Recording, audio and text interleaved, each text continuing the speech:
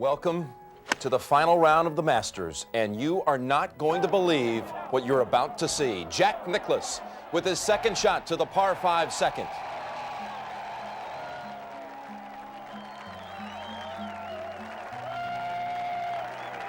The greatest champion this tournament has ever seen, a 6-time winner of the green jacket, started today 5 shots back. This for eagle at 2.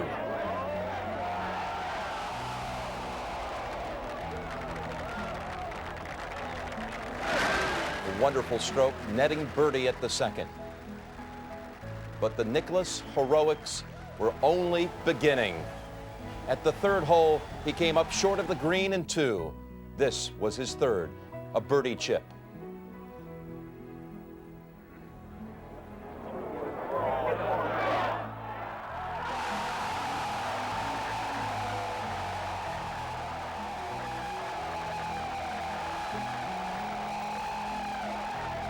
Jack would birdie the 4th, bogey the 4th, par the 5th, comes to the 6th hole, new pin placement on this green that has been rebuilt in the last year.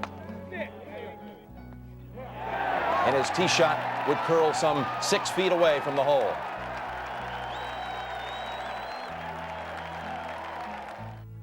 This for birdie. Regaining the stroke he had given away at the 4th. Ahead to the 7th. 58-year-old champion looking for another birdie, and he delivers once more. Jack Nicklaus at that point was only 2 off the lead, 3 under for the day.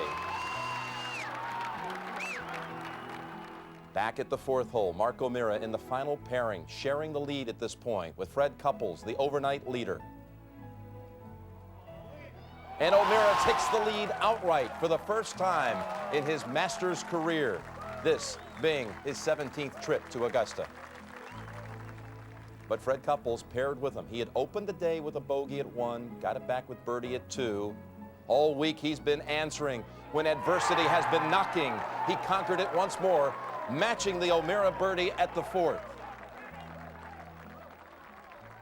And at the 8th hole, Nicklaus. Just moments ago, this for another birdie. Another great stroke. Every putt he has missed has been right around the cup, right on the lip. He told us yesterday, if I can get my putting in order tomorrow, who knows? It's possible. When in reality, everyone but Jack thought coming into the week there was no chance for the great champion. He's making one more run at a green jacket, folks. It's Couples and O'Meara sharing the lead, but there he is, Nicklaus, only 3 behind in the final round. When the sun rose this Easter morning, there was tranquility in Augusta. A gentle preamble that suggested something improbable was about to evolve. Could it be the unthinkable? Can the youthful brilliance of Jack Nicklaus come to life one more time for one last encore?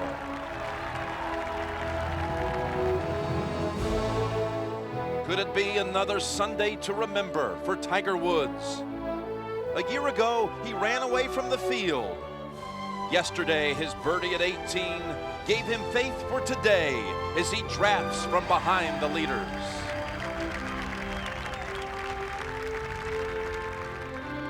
Could it mark the revival of Paul Azinger's career?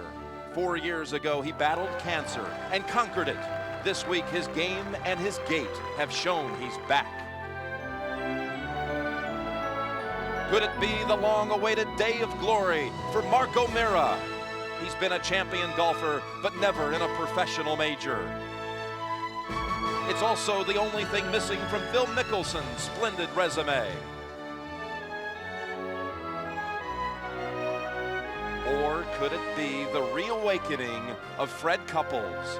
His pure joy was unmistakable in 1992, but since then, there have been hardships along the way. Now he's back to the place he's worshipped since he was a young boy, with a focus and confidence at an all-time high. Oh, baby. Get up a little. Be right. Get up a little.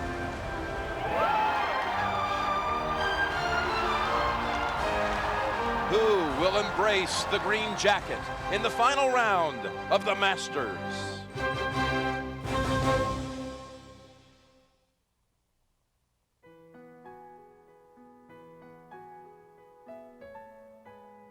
CBS Sports proudly presents The Masters.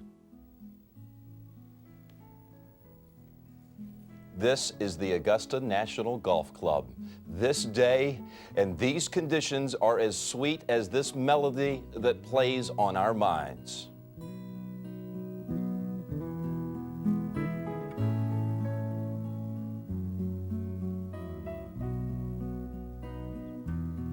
I hope you can hear it and feel it and sense it. Sunday at the Masters, there's nothing quite like it.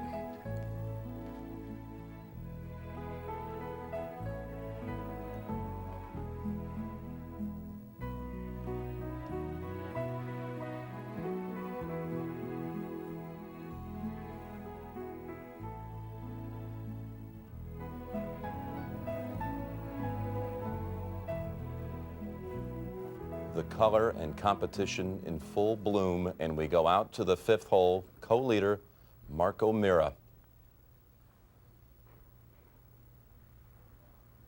Approach shot backed off the green. That is just a superb putt.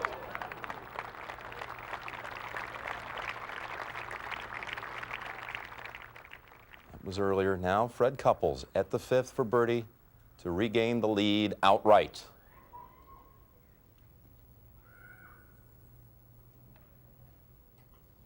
So in the lead group, par for Couples,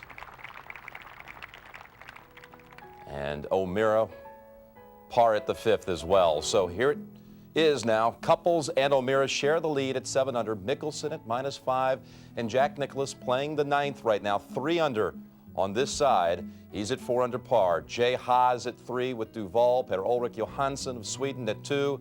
Jim Furyk is 2 under par. Here's Jack Nicklaus now with a pitching wedge, just 110 yards to the hole, live at the ninth.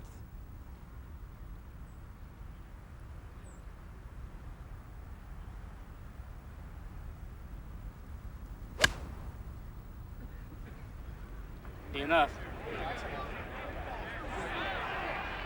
Here it comes.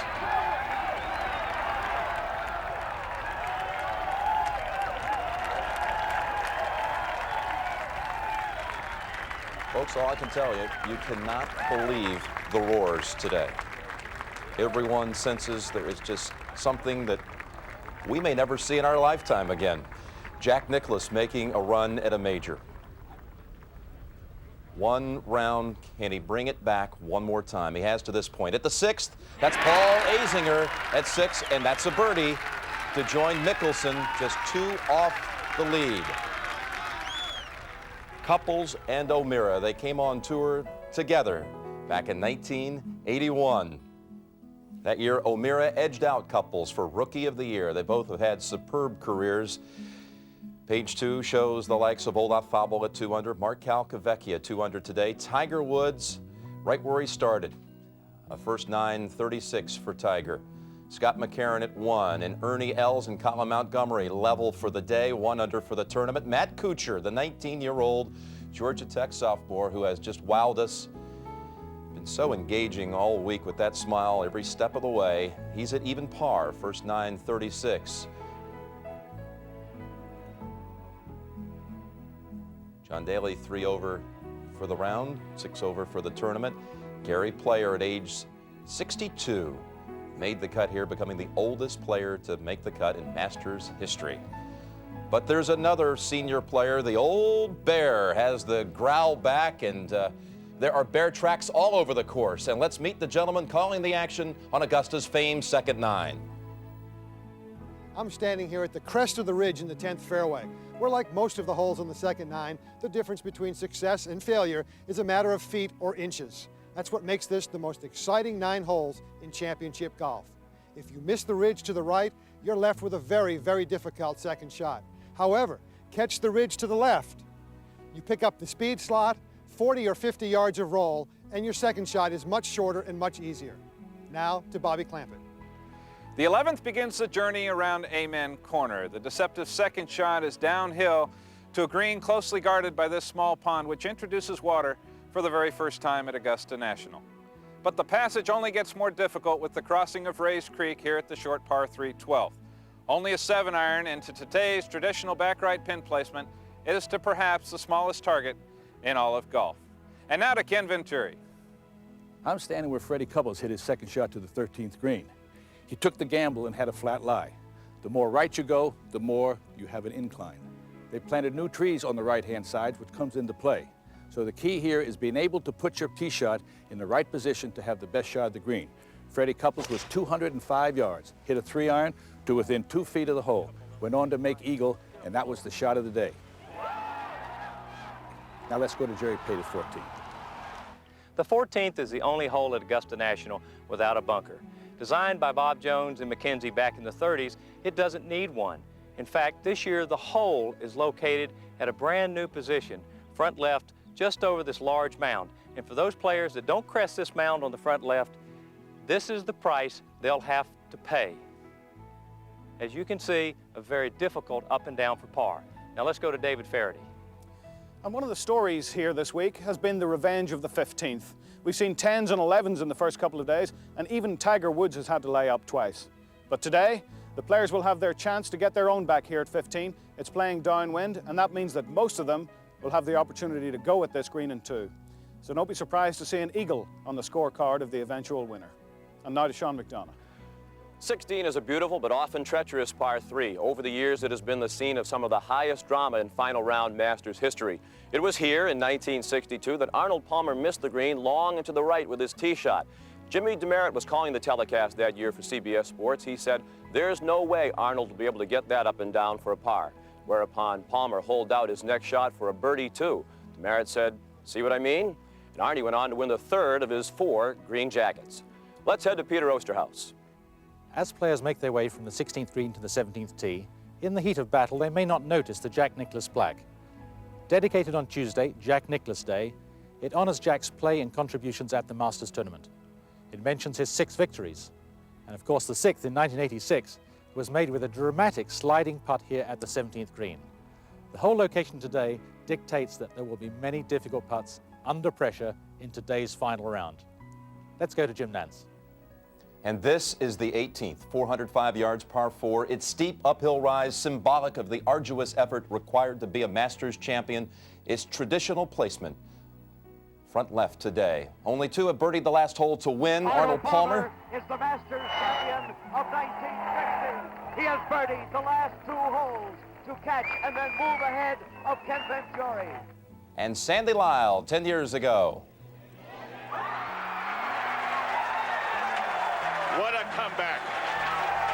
A birdie at 16 and a birdie at 18 to snatch the championship away from Mark Calcavecchia. Who knows, perhaps we have more drama in store today. Couples in O'Meara playing the 6th, sharing the lead at 7 under. Azinger, Mickelson. Look at the name, David Toms, a Masters rookie. He's 7 under today, 4 under for the tournament. O'Meara on the tee at 6.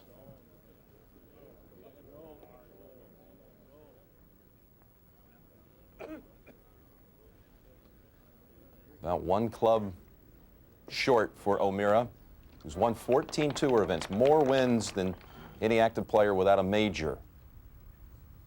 Jack Nicklaus at 9 for the birdie. Oh.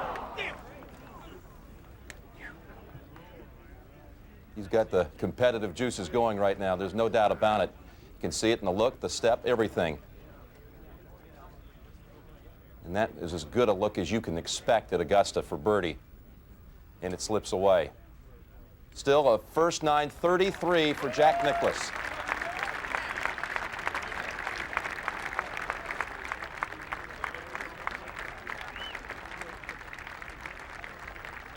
Four birdies, the single bogey at the 4th. And we go back out to the play at 6. Sean McDonough is out there now. Sean?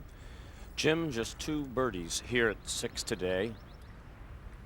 And you saw the birdie by Jack Nicklaus earlier. Fred Couples and Mark O'Meara, each with work to do to 2-putt. You mentioned the new hole location here at 6 with the rebuilt green for agronomic reasons.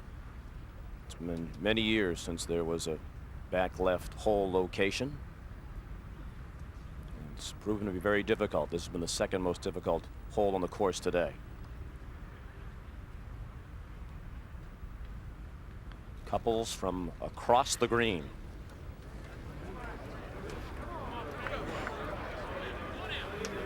Now it turns downhill.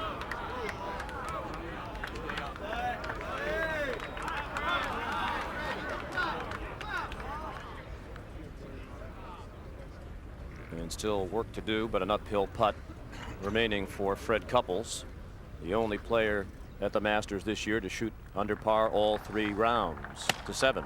The uphill second shot at the short par 4 7th for Paul Azinger. And this is going to be very difficult. Does he get some run? Not off that ryegrass fringe. Very, very fast.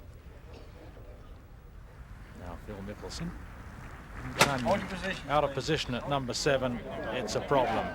And even control of the wedge play by Mickelson not good enough to reach this green. Very difficult. Shallow green raised up above the players coming from the fairway. You can see the deep bunkers. The floor of the bunker maybe 6 feet below the pin. We go back to number 6. And O'Meara with the long uphill birdie putt. There's an 8-foot rise in elevation from the front of this green to the back.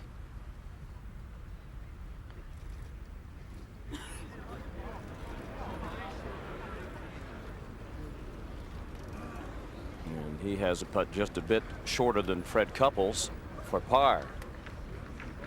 Big key to O'Meara's success this year at the Masters has been his putting, and he says his ability to relax. He's been concentrating on remaining calm. As Jim Nantz mentioned, a man with an impressive resume in professional golf, but never a major. And he says, despite that absence from his record, he has no difficulty sleeping at night. He certainly wouldn't trade away all that he has accomplished in the game for just one major championship, but he'd certainly love to win this one. And his scoring average over 55 rounds, nearly 73. Just one top 10 finish here in his 14 prior appearances for the 41-year-old. To 7. This may work well. That is very unlucky for Phil Mickelson. He was playing the ball to run back from the fringe, and it usually does. And now a very ticklish putt. Back to the 6th. And Couples for par.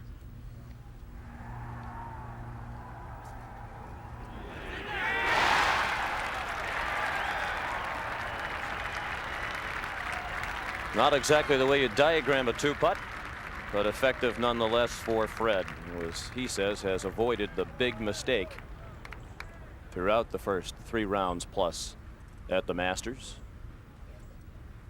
2 birdies and 1 bogey on this round for Fred. Opened with bogey at the first, but bounced back with birdies at 2 and 4. 2 pars since, and now O'Meara with a slightly shorter putt for par to remain tied for the lead.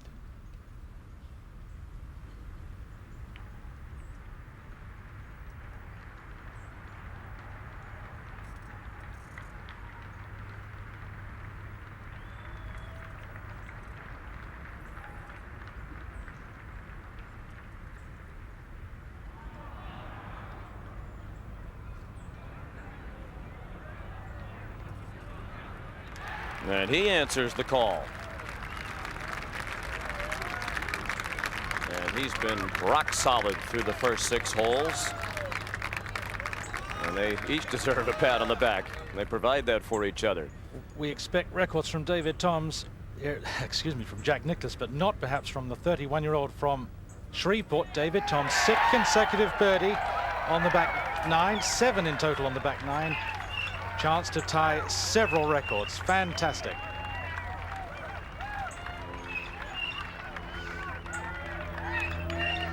Well, this is just remarkable. The 6 consecutive birdies ties the Masters tournament record. David Toms who won last summer in Quad Cities to qualify for this event, his first Masters. Only 3 rookies have ever won this tournament in their first appearance. What a day we have in store. And hi again, everybody. Happy Easter, and welcome to CBS Sports final round coverage of the Masters. Right here in Butler Cabin, the traditional green jacket ceremony will take place early this evening. Nothing in golf is more cherished or more emblematic of excellence than the green jacket. Those hoping to slip the coat on their shoulders include the following as we show you the pairings now for this last round. Tiger Woods, Davis Love III, both won majors a year ago. There's a 30-year age difference between Jack and Ernie playing together today. Scott Hoke with Colin Montgomery, who has not made a move to this point. Montgomery at 1 under. Olaf Fabel with Jay Haas. Jim Furyk, 1 point, moved within 2 of the lead today. He's with David Duval. Paul Azinger and Phil Mickelson. Watch out for them. They started today 2 back. And the lead group, Fred Couples with Mark O'Meara. Back to the play at the 7th. Very difficult shot from the fringe. Very fast from here. And pretty good touch for Paul Azinger. He's changed his putting style. He has a good touch on the downhill putts this week. We expect a good touch from Mickelson. Unlucky that that bunker shot didn't come back. This for a par. And that for a bogey.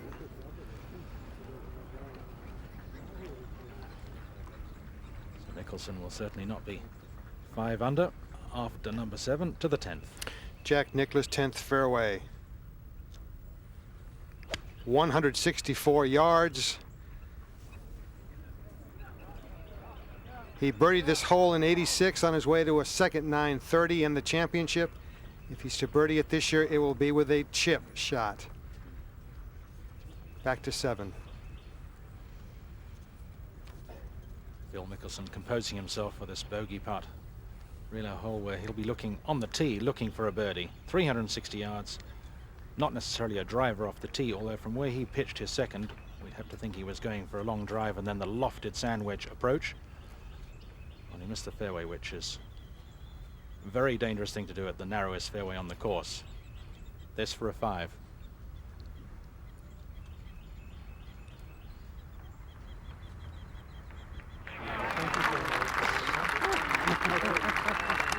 "12 birdies so far today on number 7, but a bogey for Phil, dropping him 3 shots off the lead. And I'm still trying to recover from the birdie that David Toms made on 17. The first birdie of the day at 17 for his 6 in a row, and 8 from the 7th hole. So forgive me for stumbling over Nicklaus setting records and Toms about to set some.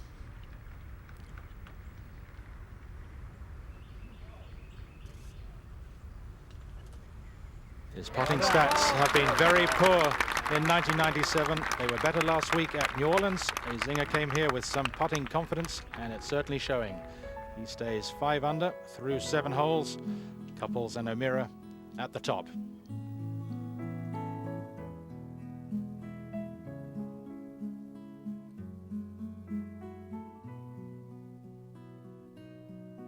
CBS Sports proudly presents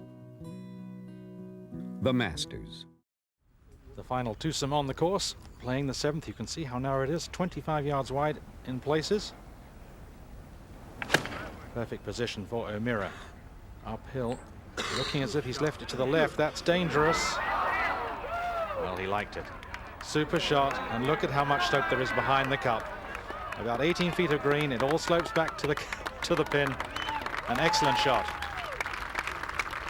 Well, he was leaning just a little low draw with the pitching wedge. Not trying to get too much spin and risk ball spinning back left or right off the raised section where the pin is today. Fred Couples in the shadows down the right-hand side. Players can't see the bottom of the pin.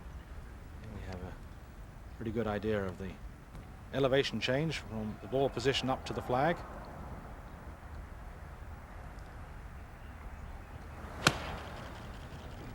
That lovely rhythm. Red usually has a superb touch on these kind of wedge shots, and great. An excellent chance for both players to get to 8 under par. He played a wonderful pitch of a similar length at 15 yesterday. We'll go to the 18th. And David Toms with 6 birdies in a row. If he could somehow make birdie here at the last, he'd tie the course record. Could post a score that, who knows, could hold up. But just such a difficult shot, 140 yards away in the face of that bunker. The traditional Sunday placement here, just over the bunker on the front left. David Toms playing in his first Masters. He has tied Johnny Miller and Mark Calcavecchia for most consecutive birdies in a Masters round with 6. Out to 10. Jack Nicklaus's birdie chip. This was earlier, at a time when the 58-year-old might seem tired and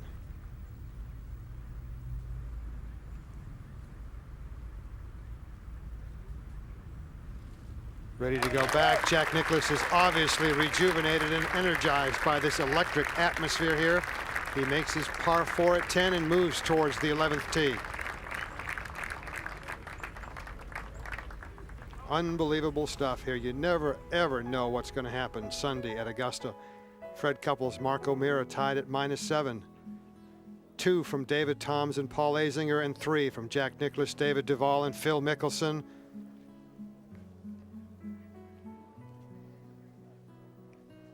Conditions for scoring ideal. And there you see Matt Kuchar, U.S. Amateur Champion, started the day level par, through 13 holes is still level par.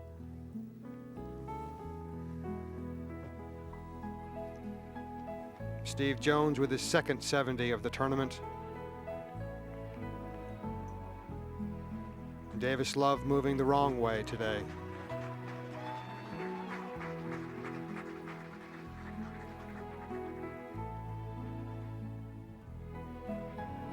And Gary Player, the oldest player ever to make the cut here at the Masters.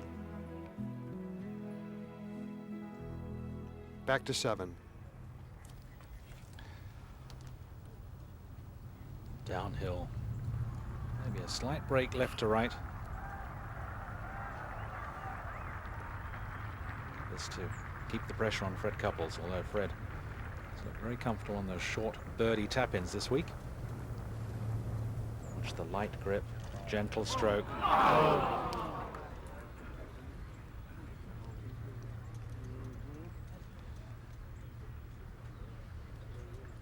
So a good opportunity missed by O'Meara.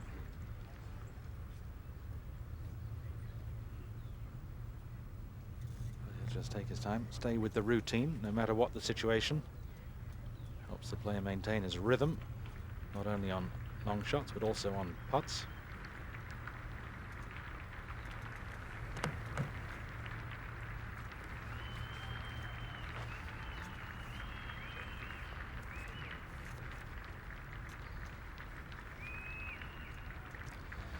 And O'Meara's record not particularly good at Augusta. Perhaps not being one of the longer hitters has hurt him over the years. Co-leader for the moment. To the 18th. Toms with his third shot.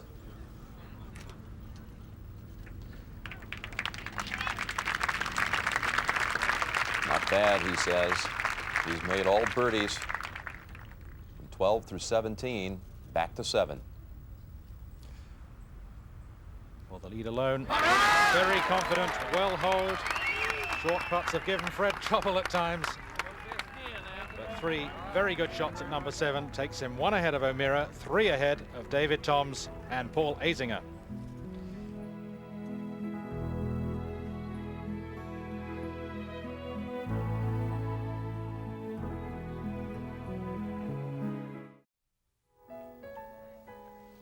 Well, Fred Couples answered the O'Meara birdie at the 4th with one of his own. He had just given away the lead momentarily with that O'Meara birdie. Now he has regained sole possession. He has led since day one, trying to become the first wire-to-wire winner since Ray Floyd back in 1976. For Nicklaus, his 40th Masters. A special ceremony took place here on Tuesday.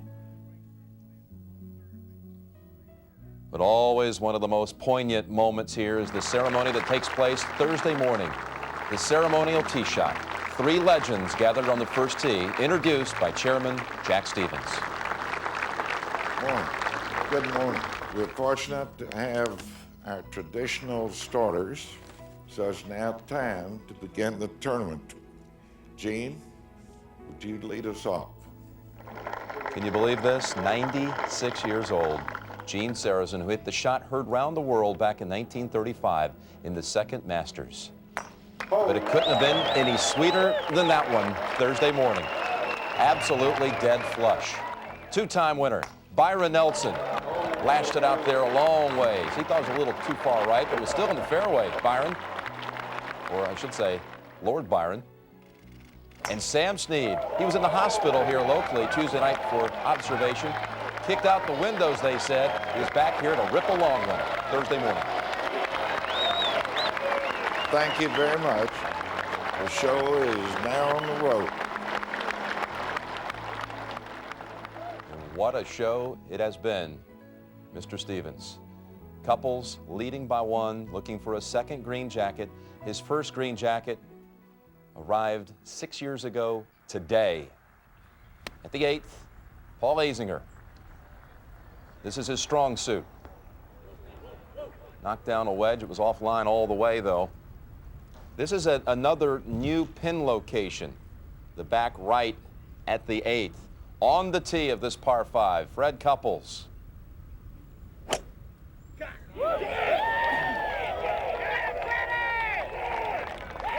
He has led the field this week in driving distance. That's right, out driving the likes of Tiger, John Daly, you name them. Back at 18, David Toms. This for a round of 64. What a finish for David Toms that matches the lowest final round in Masters history and ties the second 9 record of Mark Calcavecchia with 29. This is the first major championship he had ever qualified for a weekend. His 4th major, he played in 2 U.S. Opens, never made the cut. 1 PGA, also missed the cut. What a story. David Toms. Let's go back out to 11. Jack Nicklaus, 155 yards. Far left corner of the fairway. The northeasterly's blowing, meaning the 11th hole is downwind. But with this high pressure edge, it's ever so slightly. Look for Nicklaus to be a little long and a little right of the flag from this point.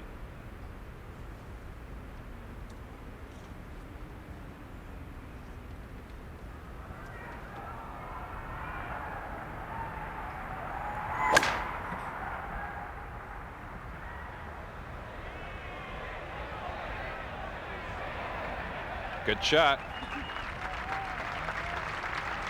And Kenny, if you drive it up the left side on 11 today, it really nullifies being able to hit it close. That's true, Bobby. And one thing about it, Jack Nicklaus knows this golf course. He's won here 6 times. He knows when to gamble and he knows when just to back off. And that was the time to back off. I've never known anyone in the game of golf who could manage his game better than Nicklaus. He's the master. To 8. Mickelson just in front of this green in 2. Must challenge a ridge that bisects this green. Now down the slope. And he'll have that putt for birdie. Philip at 4 under, right where he started today. He had birdied the other par 5, the 2nd, but gave it back with a bogey at the 7th. And we're back live. And Paul Azinger sizing up a birdie putt.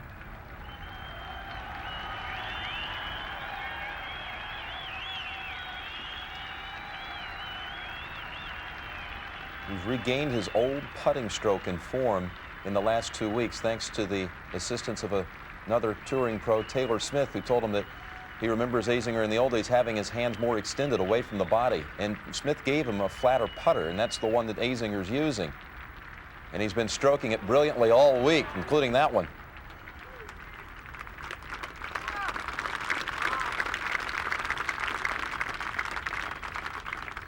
Not only his best showing in the Masters, it's his best tournament since coming back from cancer. Cancer that was discovered just 2 months after his greatest triumph, his win at the 1993 PGA Championship at Inverness in Toledo, Ohio.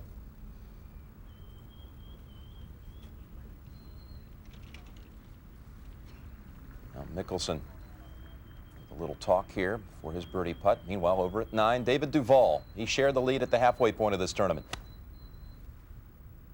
He's 1 under today. Oh, look at this. Another Georgia Tech Yellow Jacket, David Duval, who has won 4 tournaments in the last half year. Perhaps the hottest player in golf, really. Back at 8, Phil Mickelson. Kenny, I've got to ask you about the start to this day, the presence of Nicklaus on that leaderboard, and what these leaders are thinking right now. They have nothing but respect for the gentleman. It's not old Nicklaus, it's Nicklaus of old.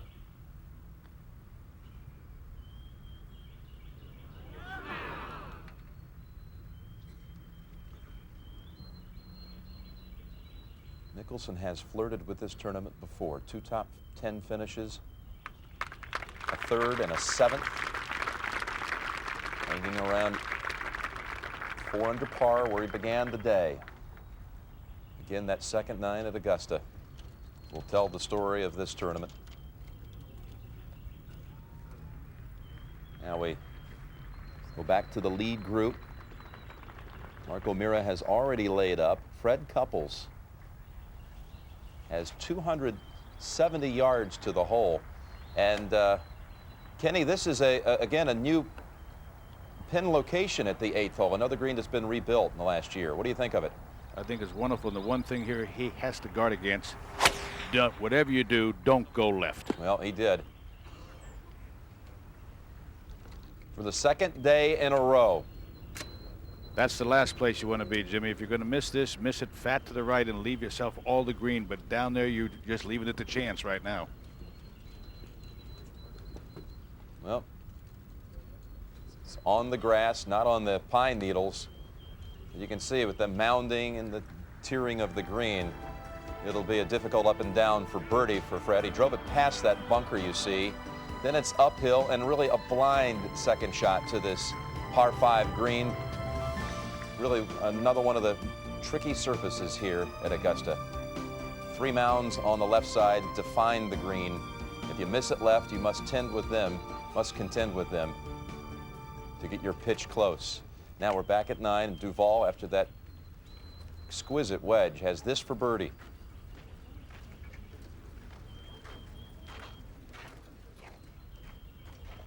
Now there's something to be said for getting your bad round out of the way. That happened yesterday. People talk so much about Tiger Woods, and rightly so, but since Tiger last won a tournament on tour, this man has won 4 to 11. Nicklaus from 35 feet.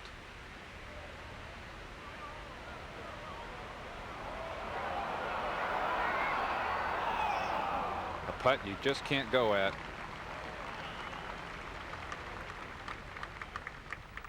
To 8. Well, Mark O'Meara now about to play his 3rd shot. This is the 3rd easiest hole at Augusta.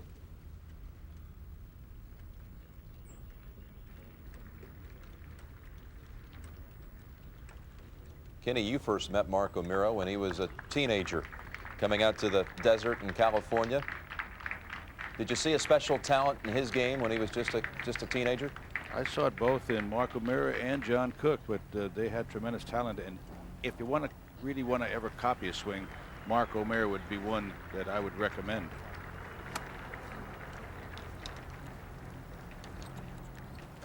He's neighbors with Tiger Woods in Orlando. They practice together all the time. Wouldn't it be something if he was presented the green jacket later today by Tiger Woods? The defending champion always presents it. See how he uses those shoulders on his pitch shots. He takes it away in one piece. That gets that slope, and boy, you just can't fool with going to the right or long. But watch this here. Let's take a look at it. Watch the one piece, the squareness of the knees, the hips. club head, hands and shoulders all in one piece. Nice turn here. Stays with good balance. And now watch how he arms the shot on the way through. Extending through, staying down. Classic finish. Wonderful swing. 211. Nicklaus for par. Solid 4 at 11. Jack has reached the top 10 in the putting stats this week. 21st in driving distance, and up at the green, Tiger Woods.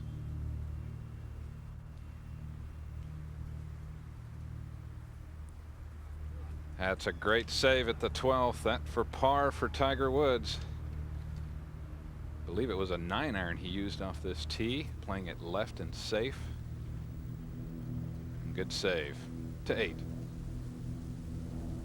All right, now the couples dilemma, and I don't think it's an extreme dilemma here, Kenny. At first it looked like that shot might really be heading into the pines. He's lucky he didn't go into the pine straw. He has a chance. But this is when he was just, when you're looking where he has the shot hit the mounds, he cannot see the base of the pin and he cannot see how much green he had to work with. He was looking, he went up just to see the slope and how much green to work with. He will take this, I believe, he'll take it up over the slope, keep it to the right of the hole, and let it feed back into it. This is not one you want a lot of loft. You want to get the ball on the green and want it to run a little bit. Kenny, when it comes to creativity and imagination around the green, I know you've often marveled at that part of that facet of Fred's game. I think you cannot play this game well without imagination. This is all imagination. And if there's a golf course that requires imagination, it's the Augusta National.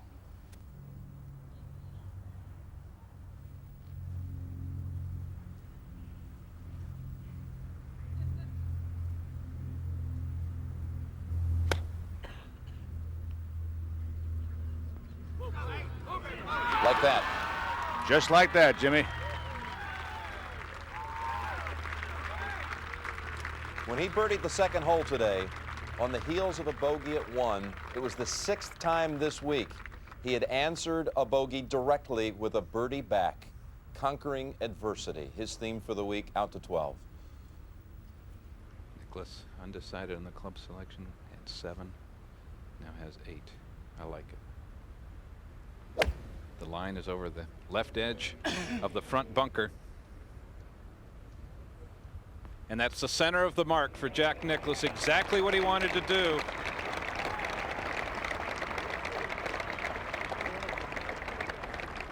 And Kenny, what did Hogan used to say about this hole? If he ever knocked it close at the 12th hole when the hole was cut on the right-hand side, he hit about a 35-foot push. To 9. Azinger, 145 to the hole. Looking for the check, and the backspin doesn't arrive.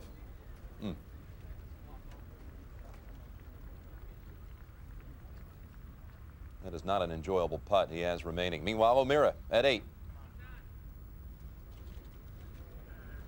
On his way to a 2-putt par.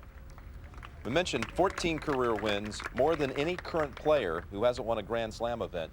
But as he points out, and it's a salient point, he has won a major. He won a U.S. amateur. And when everybody talks about Jack Nicklaus's majors, we always include his amateur titles in that group as well, his 2. So O'Meara did win a U.S. Am, but never a professional major. 3 under for the day, so doing it all to this point, and just 1 behind Couples. In fact, Mark, one of 10 players in history with at least 14 wins, but no major, but the only active one. Harry Cooper had the most career wins without a major. 31 times Light Horse Harry won tournaments, but never one of the major championships. Jack Nicklaus marches over the Hogan Bridge at the 12th, while Couples makes birdie at the 8th to open up a 2-shot lead as he began the day. It is the 6-year anniversary date of his first green jacket. Fred Couples leads by 2. He has led from day 1 at the 1998 Masters.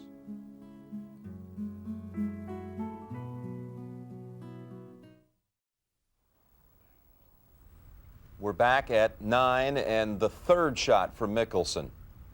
Pitch up the hill. And that'll save him a shot. Couples, who yesterday drove it wildly here at the 9th.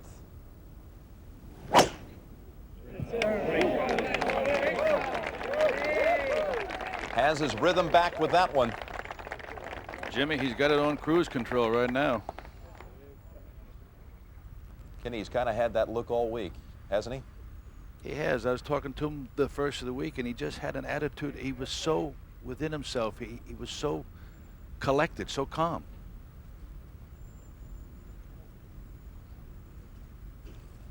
Now O'Meara.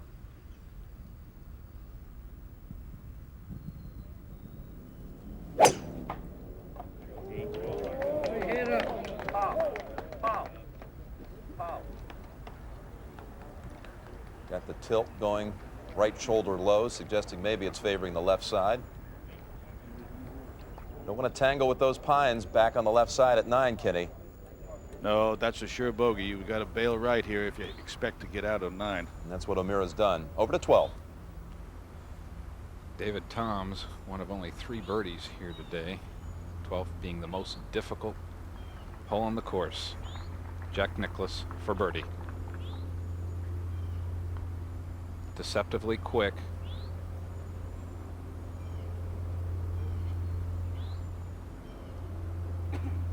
Doesn't fool Nicklaus, however. Pretty good effort. 4 feet coming back. When he stood on the tee, all he was thinking about was 3 to 9. Azinger is so slick.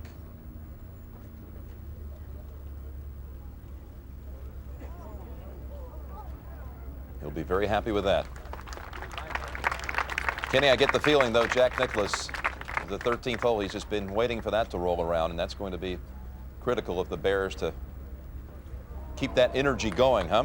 If he can make the putt at 12, then the key to Jack, he really, I think, to be really fair, he's going to have to at least birdie 2 of the next 3 holes to really have an outside chance.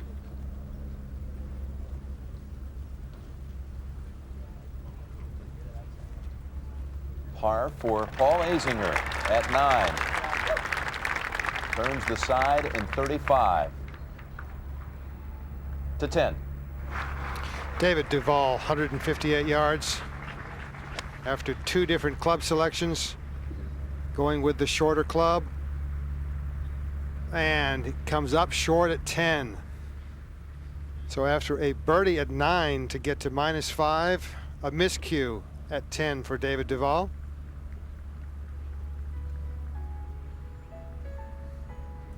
And there you see Fred Couples, still a 2-shot lead as he started the day. He is now -9. Mark O'Meara paired with him at -7.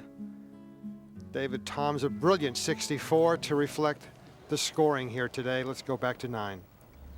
Par for Mickelson at the 9th. But did not make a move on that side. Lost ground as Couples and O'Meara are both 3 under for the side. Still playing the 9th. Back to 12. We witnessed Fuzzy Zoeller 3-putt from this range earlier today. Nicklaus 4 feet down the hill, right edge putt.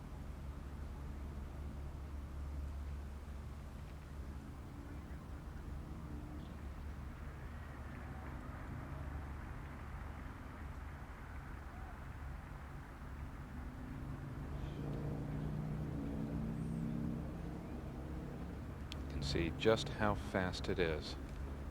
He pulled it to 9. 180 from the green.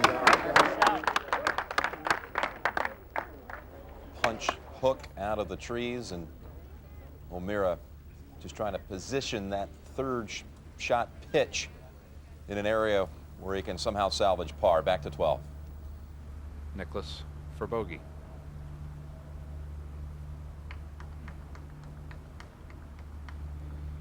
So 2 bogeys at the 12th on the weekend for Jack Nicklaus.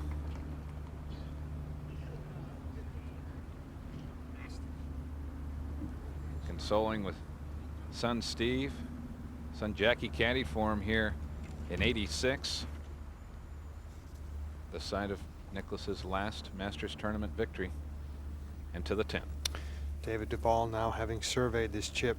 It is holeable. It is below the hole.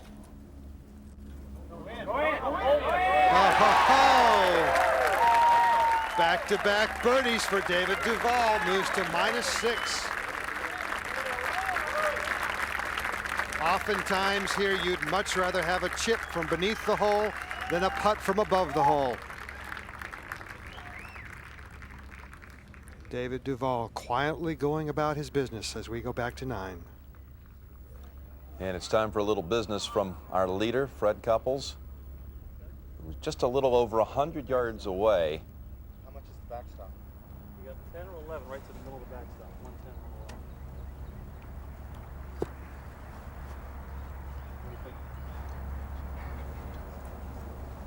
That's fine, then it's a pitching match. There's nothing to think about. Jimmy, there's two things he has to watch here. One is hitting a hard pitching wedge and make it spin back too much, because we've always said about 9, you can be long, but you cannot be short because it comes right straight down that hill. So if you're going to bail any place, bail it long.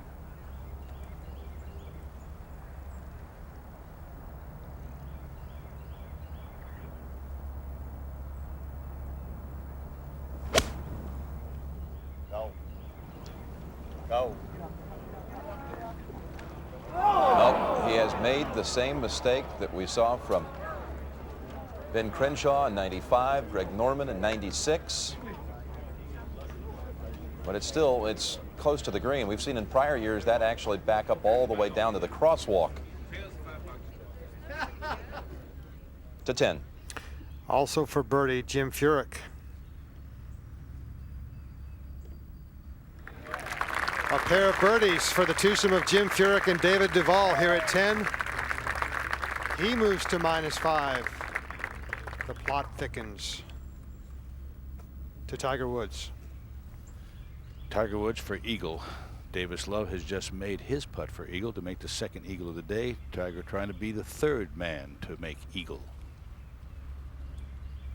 Both hit big drives here.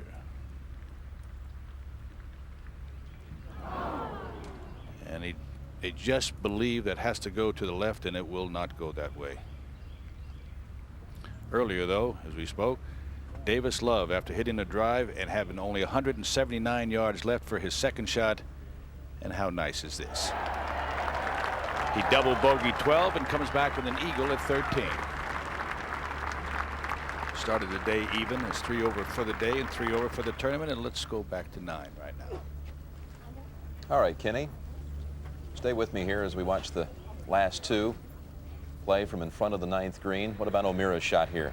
Same situation, Jim. He's got a shorter shot, but it's the same thing. And as you said years ago, a while back, this grass was so tight that it would have rolled back to where Mark is hitting right now almost.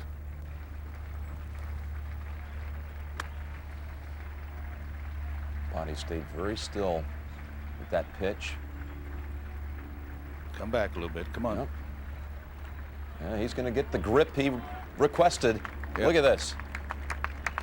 That's the thing, that when Freddie was hitting his pitching wedge, you want something you can arm it. He armed that shot very nicely. There are times you just don't want to put spin on the ball.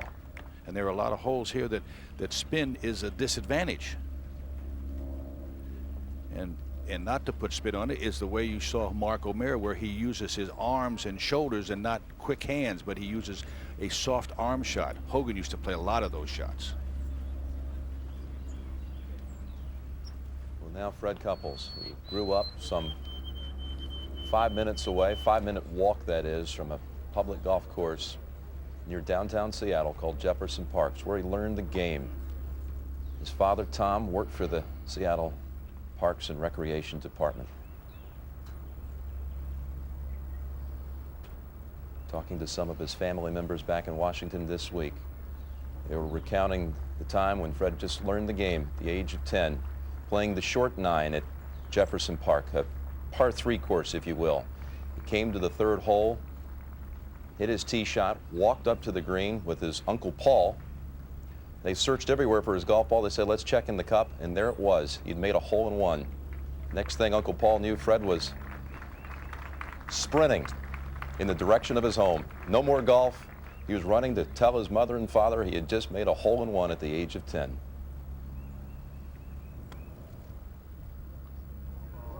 Well, Kenny, that really got away from him. Well, is what that happens there, Jim, and that's not going to come back. What he was doing, he was protecting and had in his mind, whatever you do, don't leave it short again, because where he's walking there, about the first 20 feet of that green doesn't count because it'll roll right back off. So right now is where the green begins, where he's walking.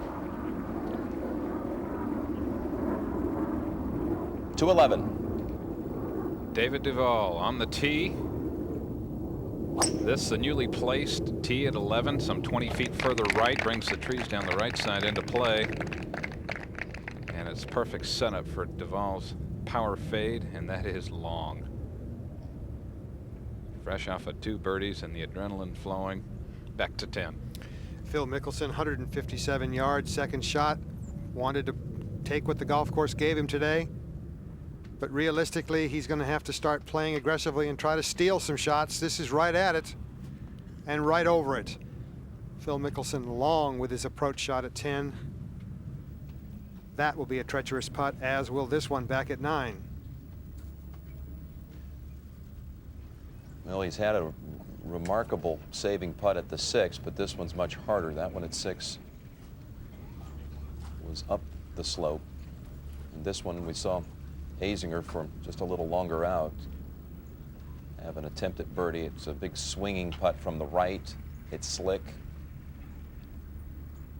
What he's thinking right now, Jim, is this: he played a poor second shot. He now has to make sure don't make worse than 5. This is one thing you'd like to make it, but you just can't. You just got to be at the speed. You just get this started, and that's all you have to do. And it's very difficult to play enough break because it'll break so much left. But it has to have speed. It has to go as easy as he can get it. He could leave the putter head cover on if it would help. That's how easy he has to hit it.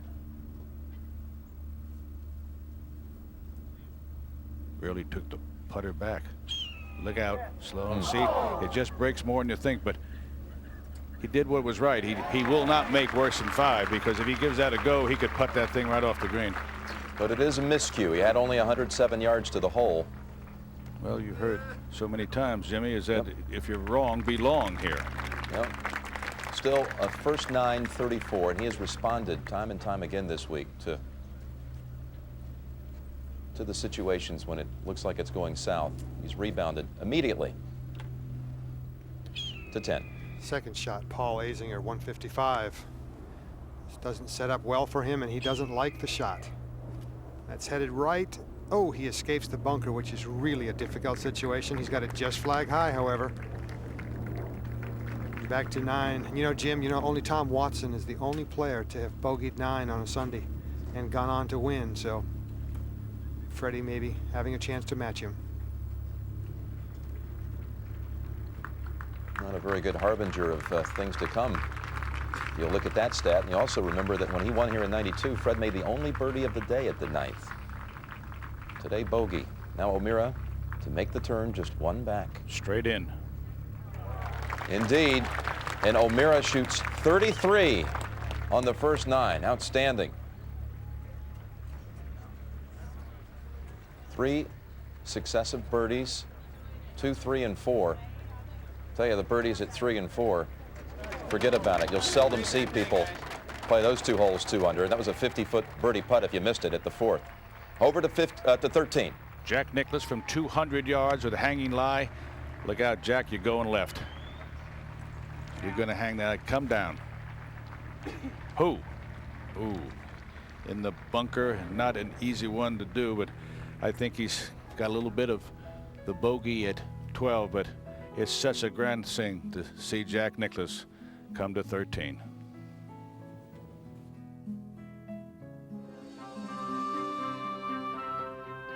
Masterful performances. The year was 1992, and Fred Couples was dancing with disaster at the 12th hole. Recovered to make a most improbable par and claimed the green jacket that many felt he was destined to win one day.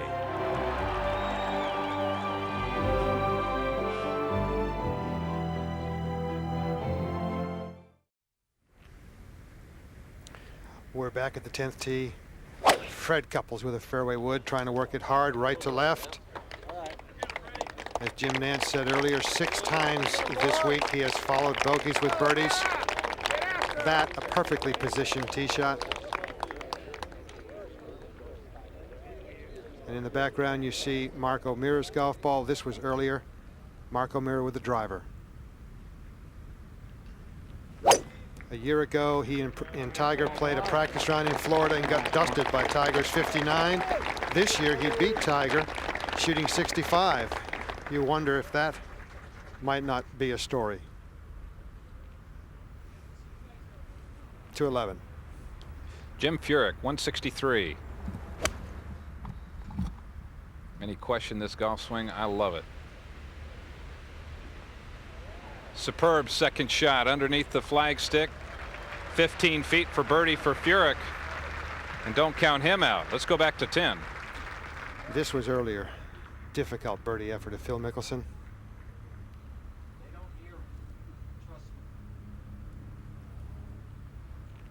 Just couldn't be very aggressive with that. Gauged the speed nicely, however. And as we said earlier, David Duval's chip shot was actually much easier than the putt that Phil Mickelson left himself.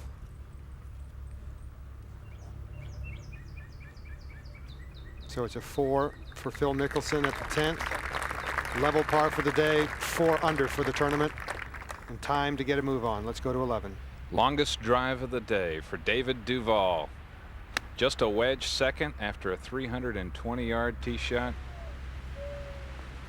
Looking for the spin. 15 feet for Duval to 13. Moments ago, this was Jack Nicklaus with this difficult bunker shot. And watch this.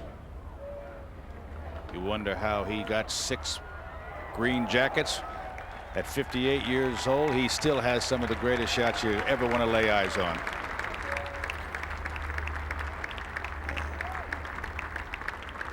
And as we take a nice look at the Hogan Bridge, there is Freddy Couples at 8 under, Mark O'Meara at 7. Now David Duval at 6. David Tom with a wonderful back 9, but right now you're looking right in here. I don't give much to anybody that is not 5 or better. That, I think the winner is going to come right off of this board right here. And coming across the Hogan Bridge, Ola Thubble, who has 2 green jackets, and Jay Haas, who had it really going for a while until he put it in the water here the other day. And 30 years ago, his uncle Bob Golby won here, we played on the tour together, and it would be a great thrill if he could have won there, but not to be this time. But let's go back to 11. Jim Furyk eyeing this birdie putt. Start of the day 3 under par, 3 shots back. He's 2 under for the round, still 3 back. And this is the best leave at 11, below the hole.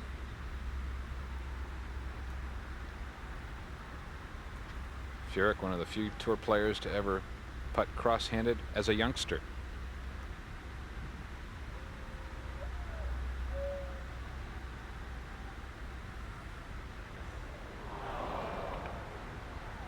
Looking for the left break that just wasn't there. To 10. Fred Couples ready now, 166 yards, good angle. If he's going to follow a bogey with a birdie, it'll be hard pressed for him to do it here. In 55 previous rounds, he's only made 2 birdies, but that is well positioned by Fred Couples. He'll be able to take a run at this.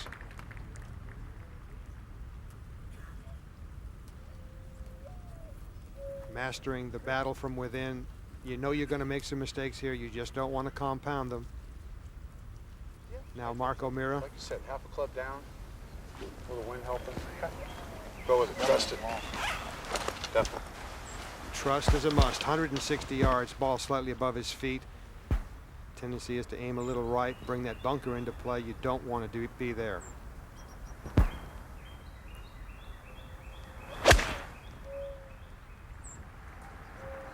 Hang on.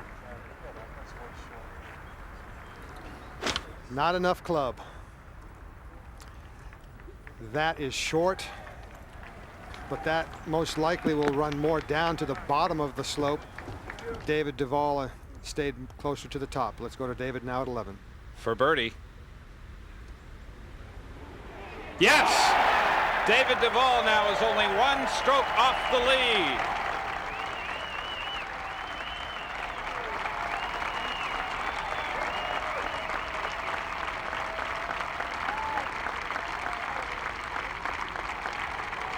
He said earlier this week, I'm so keyed up, I can't get to sleep early enough. While in high school, he came to the Masters to watch with his dad, Bob.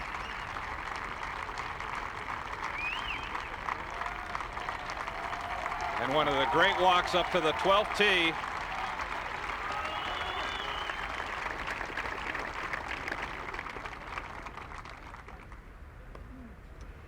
The 13. Jack Nicklaus to pay off that wonderful bunker shot after hitting his second shot left.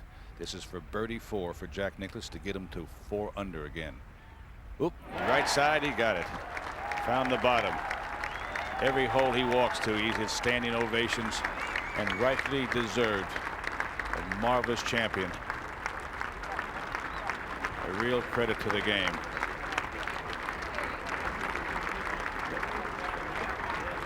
Doesn't get any better than that, folks. Trust me. His 40th Masters. 6 times champion.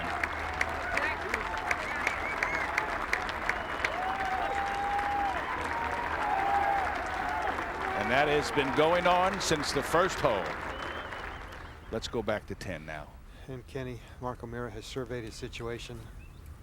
Many options available. He can bump and run it up the hill. He can wedge it to the front edge. He can try to lob it closer to the hole.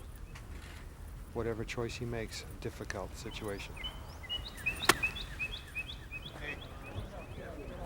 And he takes the wedge, tries to lob it to the front edge, comes up short, but at least he's left it below the hole. All day long, the 10th hole has been playing downwind, and just as Mark O'Meara pulled the trigger on his approach shot, the wind switched ever so briefly back into his face. Unfortunately, he pays the price of bad timing. Now Fred Couples to see if once again he can follow a bogey with a birdie and open up a 2-shot lead while he reads his putt. Let's go to 12. David Duval, fresh off 3 consecutive birdies. On the tee at the difficult 12th.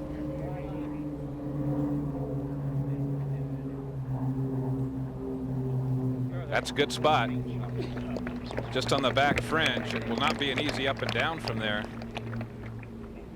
But disaster flirts at 12 as Phil Mickelson approaches his second at the 11th from 163 yards after a drive of 292 yards with an angle that does not favor a left-hander here at 11, but the remaining holes perfect. To 10. The difficulty of Fred's putt, believe it or not, is to get yourself to hit it hard enough.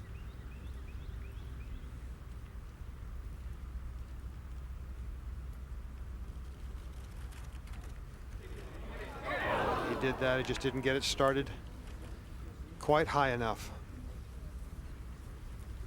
It is so rare that you get a free run at a birdie without somebody in the back of your mind saying, please be careful. You don't want to leave yourself 4 or 5 feet to save your par.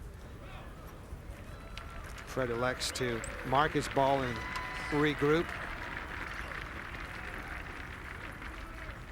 as he practices his stroke, collecting his thoughts. Mark O'Meara reads his par effort.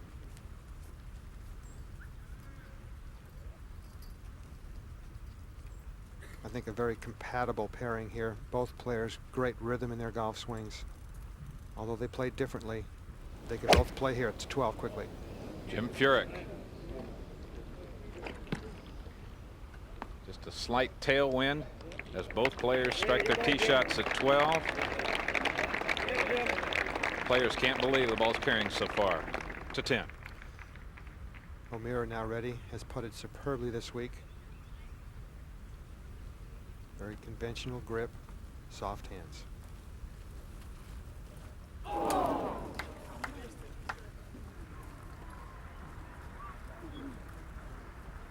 For the ball to fall in from the side, it has to absolutely be hardly moving. So Mark O'Meara now needs to convert this for his bogey 5 at 10.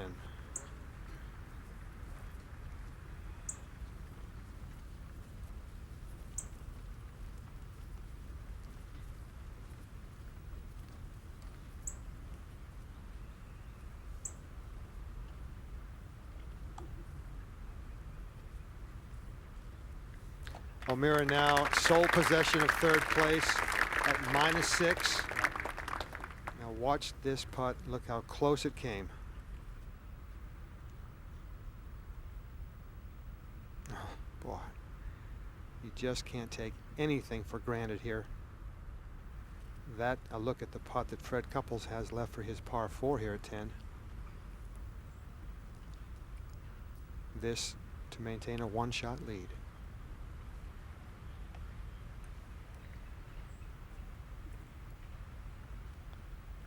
Fred's putting stroke as aggressive and confident as I've ever seen it. Well hold.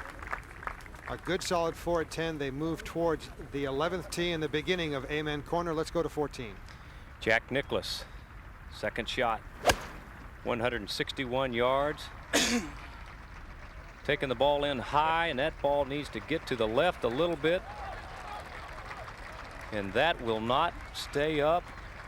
And you can see the speed of these greens here at the Augusta National and the slope of the 14th.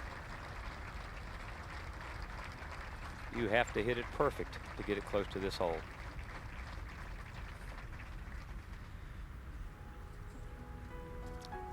Freddy Couples at 8 under par with 8 holes left to play. We're back with Fred Couples leading by 1 over a surging David Duval. 4 under today is Duval, with birdies coming at 9, 10, and 11, out to 12 or 11. Azinger for birdie at 11.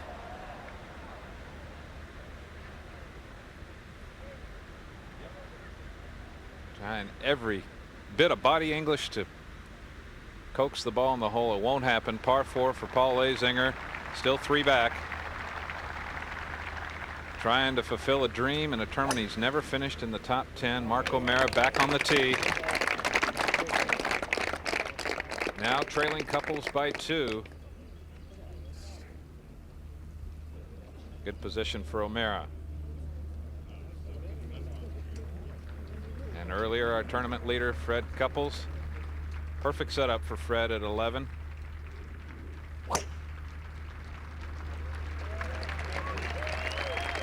And the power fade. Very long.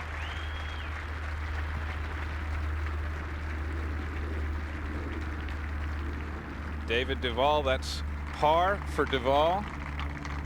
After a sensational chip shot. Recall he was just long over the green, sandwiched between the green and the bunker. And outstanding up and down for Duval. Phil Mickelson for birdie.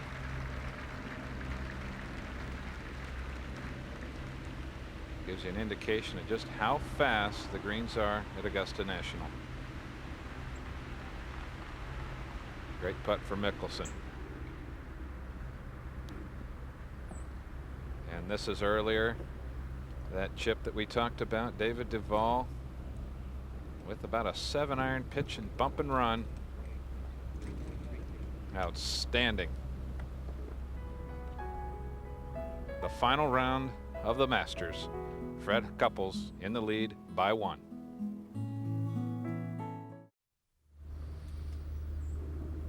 David Duval on the 13th tee.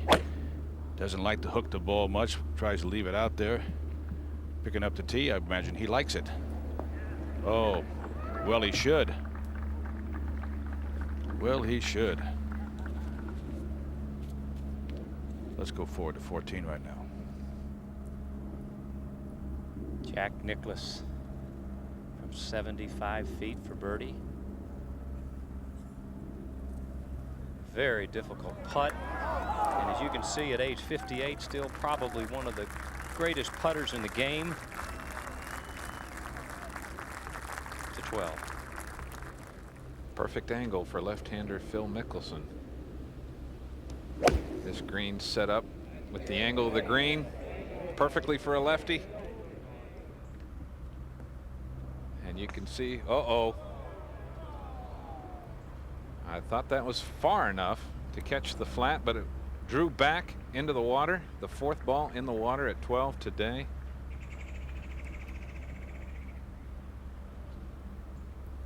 And I'm afraid the hopes of Mickelson's first major championship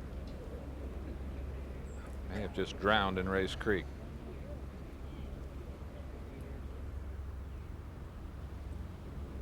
Earlier, Paul Azinger. The wind freshening from behind him. Doesn't like it, pulled it. Well long, good break off the bank. Davis Love earlier lost the ball back there. We saw Tom Watson the first round lose a ball up on the bank. As we pan back to the second shots at 11, our final twosome of the day. Mark O'Meara, Fred Couples.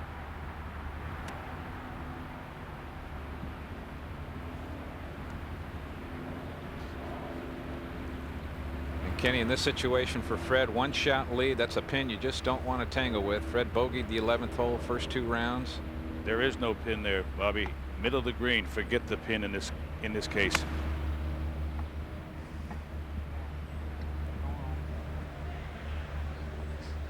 A little bit over conservative, however. So Couples not an easy par range from there. Earlier this was Mark O'Meara's second shot from 168 yards. Perfect setup for O'Meara's right to left draw, calling for a little more swing. Pin high to 14.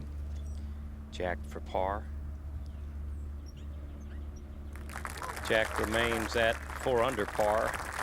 Jack said yesterday, I'm a competitor and I could still play and win. I've got to think that way or otherwise I wouldn't be here.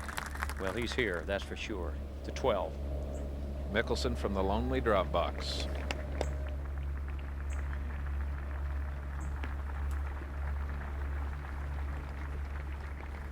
And in his situation coming into this hole, Kenny, he really needed to go for the flag. He needed to make birdies as we move up to 18. And Matt Kuchar, the amateur, the 19-year-old from 140.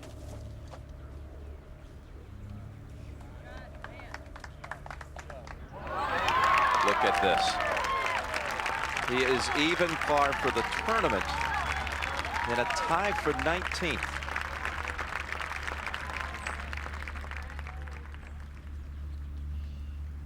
Back at the green live. Kuchar bogeyed 17 to drop to even. He's got certainly a good look at birdie, and if he gets down in 2, you can almost bank on him finishing in the top 24, which will give him a return invitation.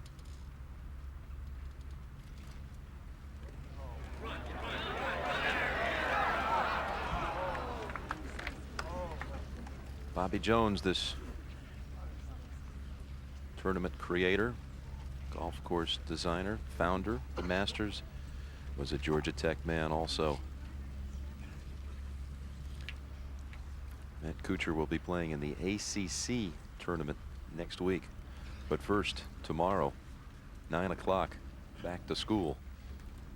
Got a management class and a Spanish class to tackle first.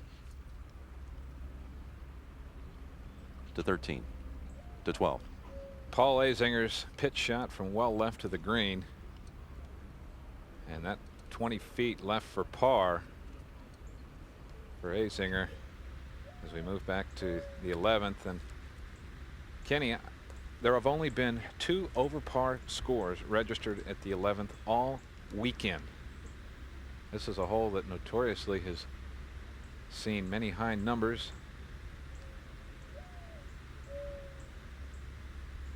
And Couples in jeopardy, difficult 2-putt.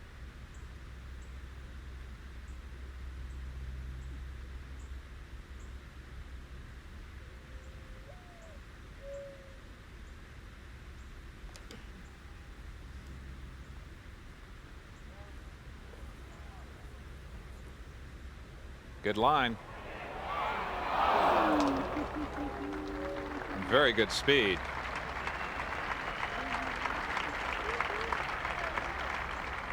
He said after the second round, disaster is what you don't want. I'm going to try and not do anything stupid. That's experience talking. To 15.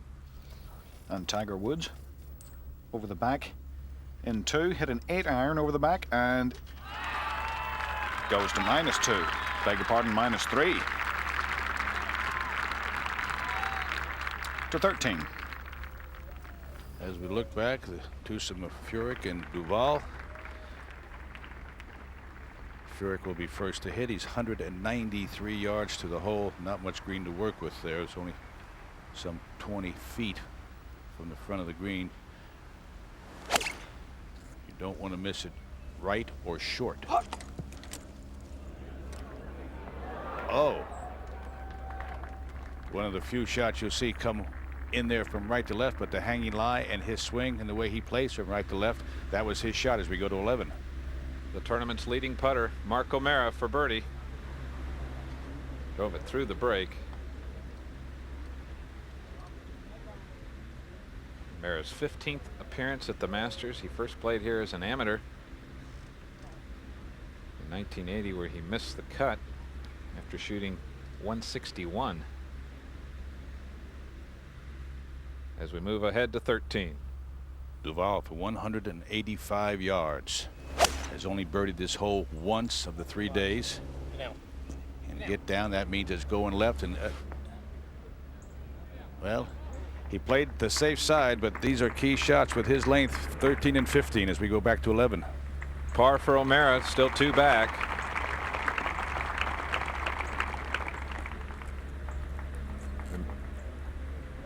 Phil Mickelson recorded the 4th double bogey of the day at the 12th, which has played the most difficult hole in the final round. Only 165 yards, and even today downwind.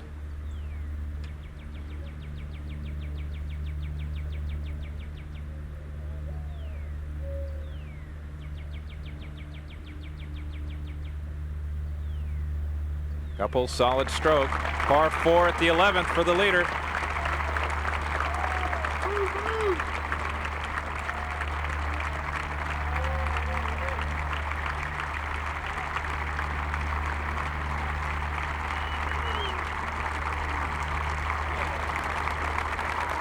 Look at the number of patrons who appreciate the final pairings. Fine play today.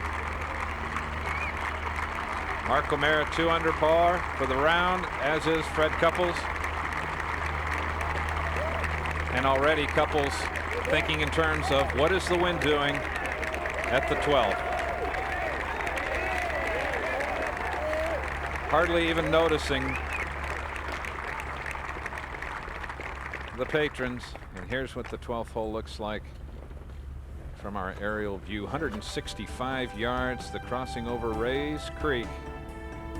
The living, flowing waters of Rays Creek. But it's been a burial ground for some players today. The aim over the left side of that front bunker. 55 over the middle of the bunker. Joe LaCava telling him 55 over the middle of the bunker. 55 carries the middle of the bunker. Just left it going.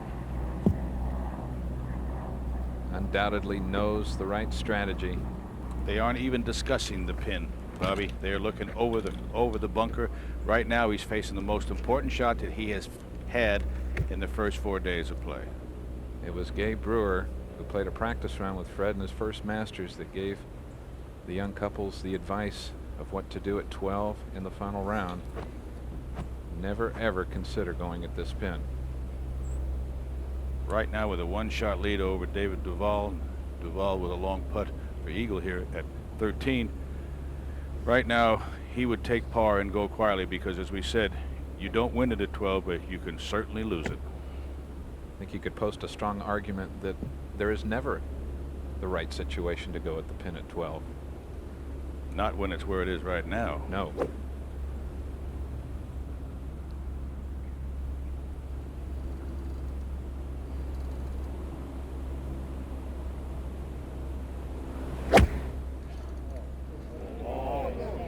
Get down.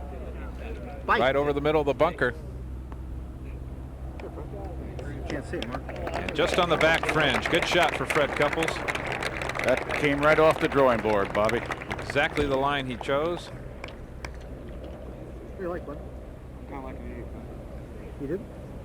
Huh? You think it's enough? It's a real close call here. Jerry Higginbotham. I think so. I like it. Marks. Let's go ahead and get on. It does.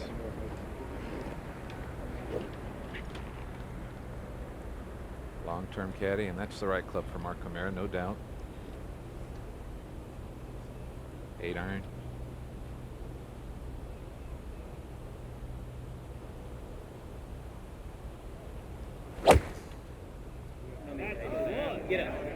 That was a little on-toppy downswing. And barely gets away with it. That was inches from Rays Creek. That was not what he designed, Kenny. No, that'll get your heart going. I know that because we were out there this morning, and about 1 foot back of that, it rolls all the way down into the water, Bobby. But the advantage there, showing the proper club selection. O'Meara, perhaps one of the best in the game of golf in controlling the distance on the short irons. And who can ever forget back in '92 in the final round, Fred Couples, the improbable. And watch his reaction. Ho hum.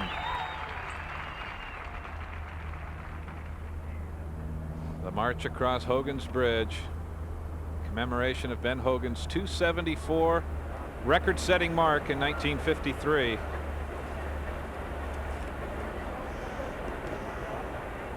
Fred Couples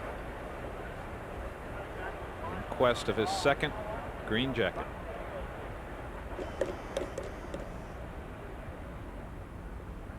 To 13. David Duval now for putting for a long putt for eagle, coming down over the hill. Now it'll get here. It'll start breaking very fast to the right, pick up a little bit of speed. So that'll be a little testy right there to see if he can make birdie right here. Let's go forward to 15 quickly.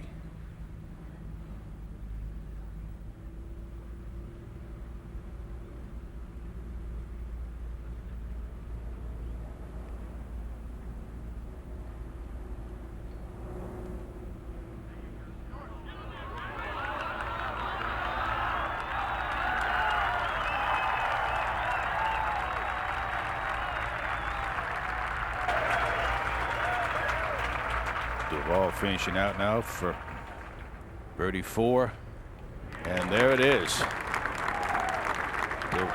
He is now co-leader with Freddy Couples.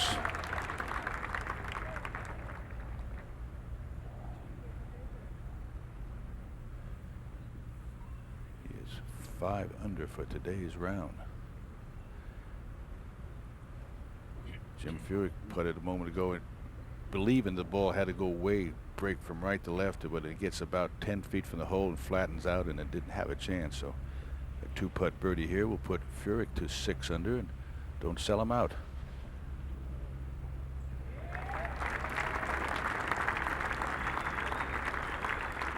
So Furyk goes to 6 under, 2 behind Duval and Couples.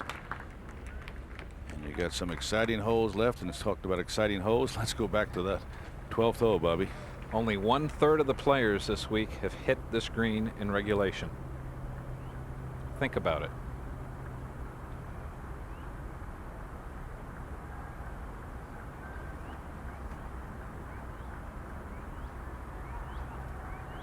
And this a deceptively quick putt for Fred Couples.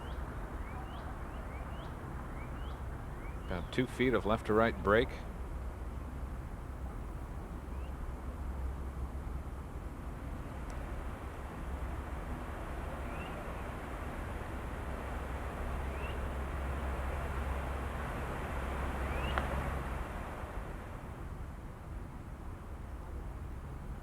Underread it. Little golf left.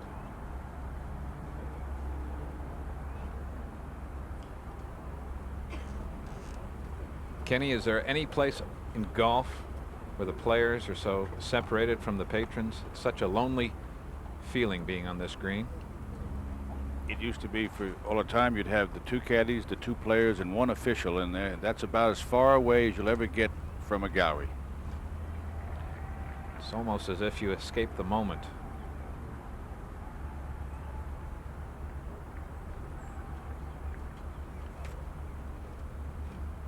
Most of the patrons have moved up ahead to your hole, Kenny. 13. Mark O'Mara for birdie. This is the best angle. First time we've seen any player in this position today at 12. Straight up the hill.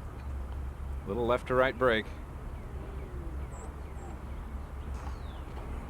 And O'Mara looked to have pushed it immediately. He knew he missed it.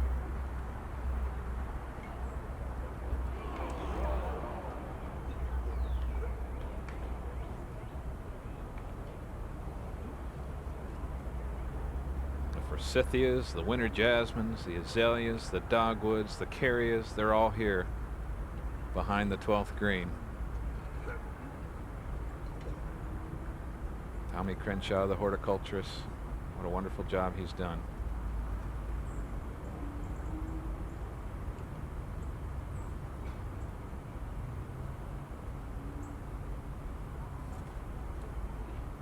Par for O'Mara at 12.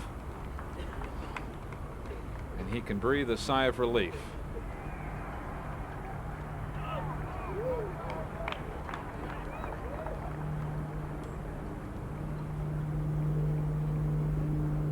The banks of Rays Creek were over the edge after the Wednesday night storms that dumped some 2.5 inches of rain. But look at it today.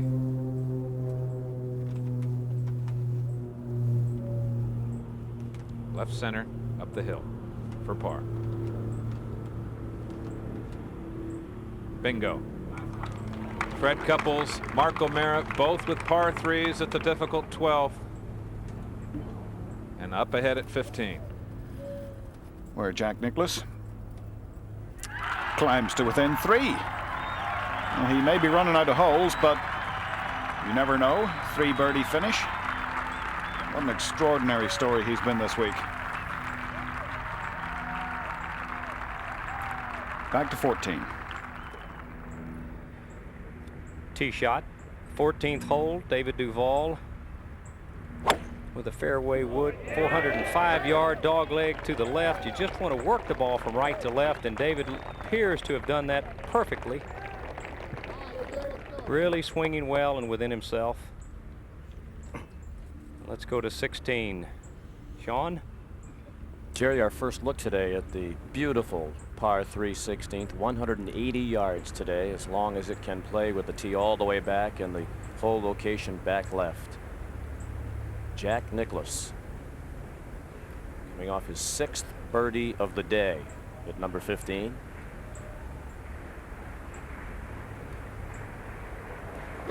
You man, come on! This has been a very accessible hole location today. We've seen 3 tee shots land within a foot of the cup. And Nicklaus will have about 12 feet uphill for his 7th birdie of the day. In his 6 Masters championships, he has birdied this hole 3 times in the final round to 13. Freddy Couples on the tee now.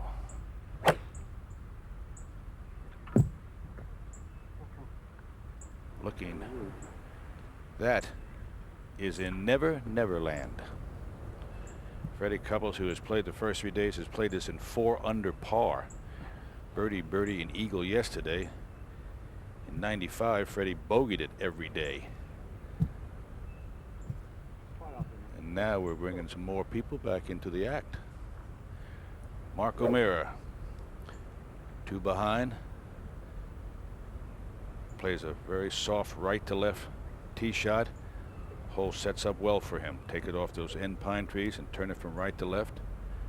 Take the creek out of play.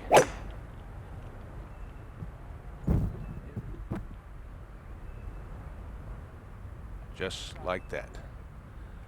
It's just about where Freddy Couples hit it yesterday. Let's go forward to 14. A look from the green back down the fairway here at 14 to David Duval as he prepares for his second shot. 148 yards. The wind just a little bit over his shoulder behind him. Should be a 9-iron. Get right. Really taking that ball up high. You heard him say good right, and there's a pine tree there, and he caught it. And that is going to be a very difficult up and down from there, just short and left of the green.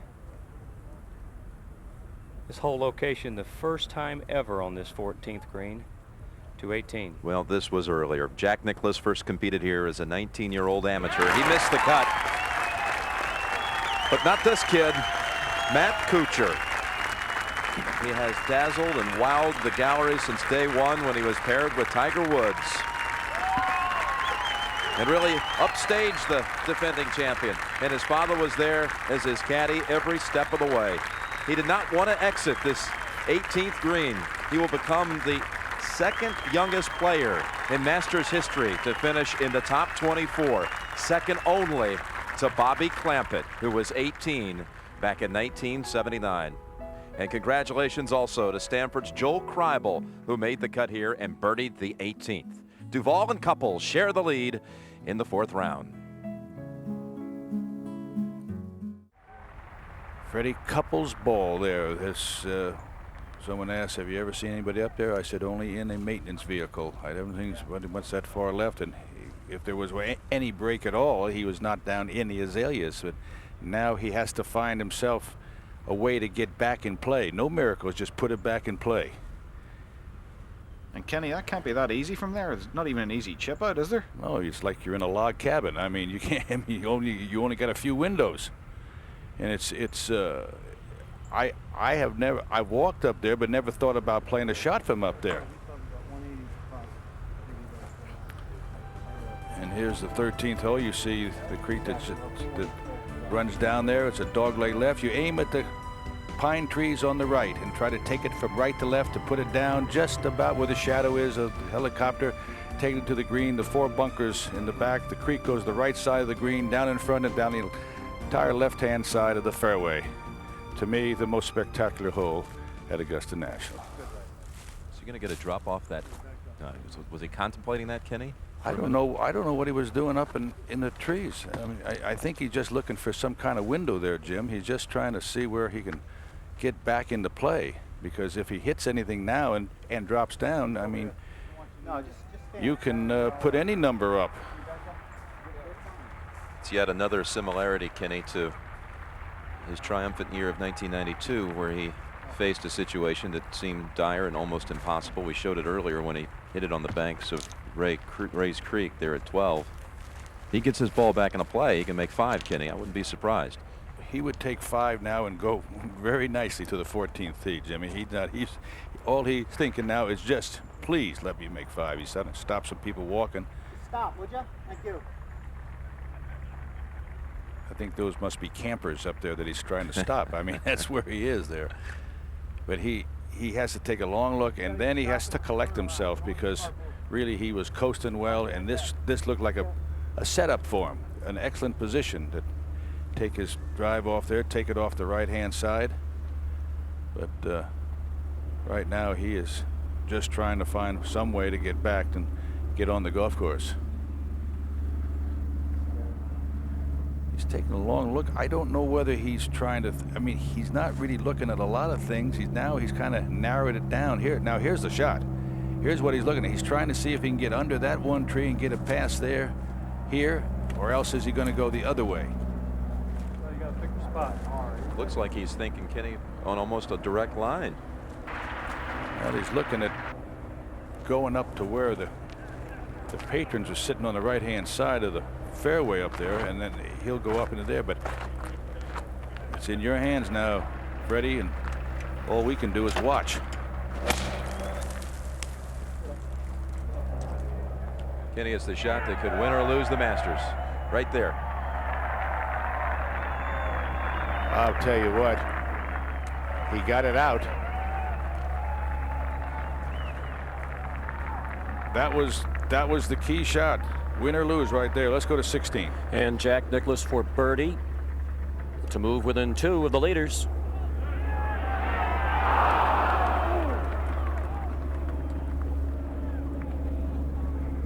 And he is running out of holes, but he has provided us with yet another memorable Nicklaus Sunday at the Masters. To 14. David Duval with a very slippery chip, tough chip, coming down the slope. And he'll take that one. If he can get away with a par here at 14 after that bad break, he'll go quietly to 15. Now early Jim Furyk from about 75 feet for birdie. Same putt Jack had coming up the hill, and it is slow going back up. To 13. Mark O'Meara's second shot from 193 yards, and is going left. And playing it safe enough to keep out of the creek, but a very testy little bump and run down there, pitch it down there, but we'll go to 16 first. And Nicklaus finishes up the par 3 for Jack. 4 under today, 5 under at age 58 to 14. Duval for par.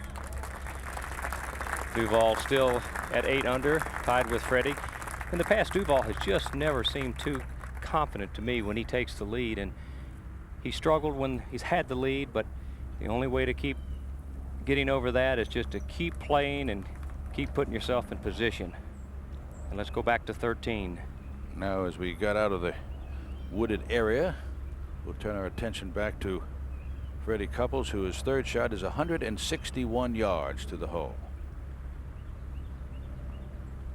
Right now he's trying to regain his composure, but he has to be very, very satisfied with getting this back on the golf course. Get him now, Mark. He's waiting on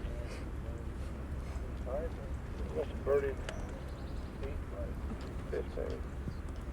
Furyk made par at 14, and Freddy Couples' third shot.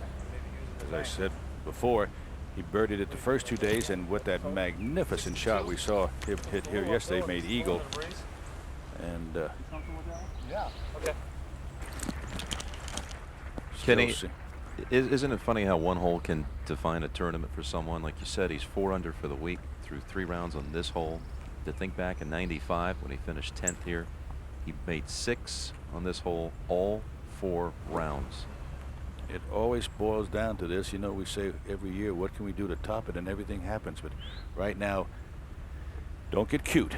Take it right in to the left of the bunker, right up. Don't tell me. Don't tell me. Don't tell me. You saw it.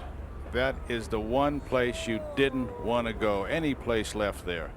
Take the pin out of play. That was long and way right. How can this happen? You think plays at 4 under par the first 3 days, and now it's just forever to finish the hole and not knowing anything what he's going to shoot here now. I thought after he got by 12, I thought he was pretty much on his gear right here. But we said yesterday that when he plays 13, 14, and 15, he always looks at playing those 2. His goal is to play those 3 holes in 2 under par.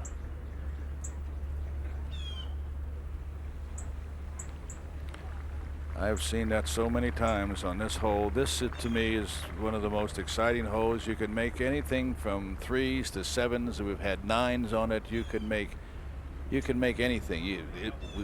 We have had a double eagle, had twos on it, but it's multiple choices. That's all it is. You look at it, you got to really have a game plan. You have to do something, and you can't be thinking of something else. It has to be, you have to be zoned in on this thing. So now he's in the trees, back out in 2, in the creek in 3, has to drop out in 4. Hitting 5. He's looking 7 right in the face right now. What are his options here, Kenny, as far as a drop area? Well, where he went into the hazard, I would say don't even fool with where it entered. Go back to the drop area on the left-hand side, which gives you more green to work with. I don't see him going any place but to the drop area because it's right next to the creek. And there's also a drop area behind the creek over by the bleachers at 14.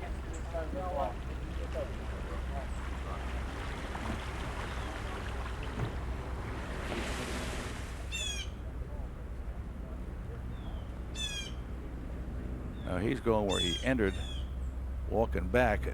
I still have to believe that he will go to the drop area. He can't, I mean, you don't have enough where he is right now. You just don't have any green to work with, and it's too delicate. Kenny, can he throw it into the slope behind the hole and let the slope return it? No, because that's the only shot you'd have to have with that, David. You'd have to be about 100 yards to be able to put it. Here's the swing. He's got his shoulders open a little bit. He's aimed left or right. And it's kind of a feeling that you feel like I'm aiming a little too far left. I better push it a little bit. That happens at a hole like 12, and it happens on a hole like this. You get aimed, you know you're aimed wrong, you don't change it, so you say, well, I'll push it back to where I want to go, and all of a sudden you come right out of it. He came up out of that, and it started right and went right. He is going to take the drop here. That's to me was the only choice. Any place else, I've seen other ones that try to be smart and get on the other side on the downhill slope and pitch it in again.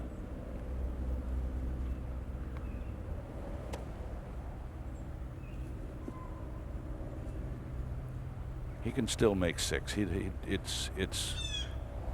can feed it off the side of the hill. It'll fall from left to right. He'll put good loft on this. Try to just flop it on the green.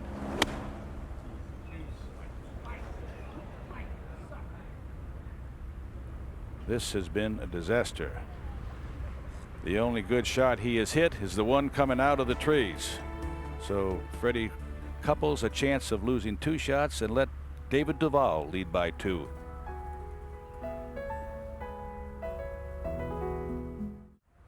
O'Meara now with his little pitch and run down here, and this is a huge break from left to right. You've got to be so delicate, and once it gets to that hill, it'll start moving right, and you've lost it. Just Freddy Couples walking right almost over the top of the ball, but look at the break he had there, and he'll leave himself a 15-footer now to try to make birdie as we go to 15.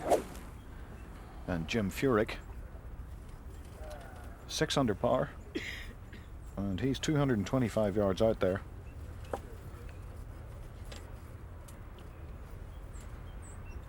And this is a big hole now. I beg pardon, 260 off the tee, 240 left. And that makes a difference. This green today is absolutely like concrete. Players having tremendous difficulty holding it. Furyk with the 3-wood, and that's quite a lot of club. We'll go to 13 quickly. Freddy Couples now, and no one has read this all day. They play more break than they see there, but this for bogey 6. Aiming way to the right, and it's not going to go left that much.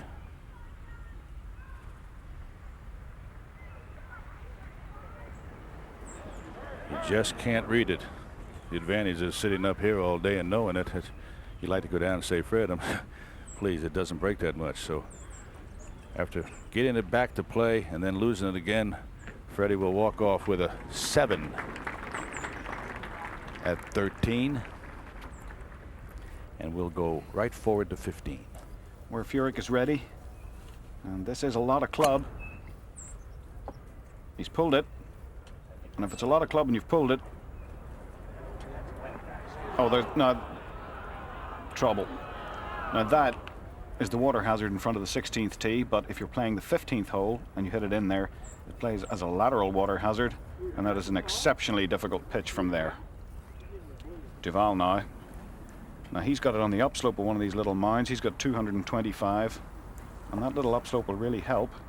He wants to hoist this one up into the stratosphere.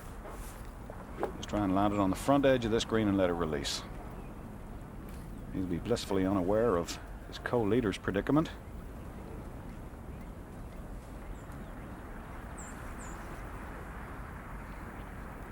Or the man who did lead with him. It's a good-looking shot. A magnificent shot from Duval. And he may well find himself leading the Masters by 3, possibly even 4 shots after the 15th. And that's what the leaderboard looks like. We'll go to 13. And Mark O'Meara trying to make birdie to get to 7. Well, between Mark and Freddie, they're good friends, but fellas, it was an ugly hole. They'll go to 14, and Freddie now is 2 shots behind David Duval, and Mark O'Meara and Couples are tied. So we go up to 18. Tiger Woods, that was a birdie putt.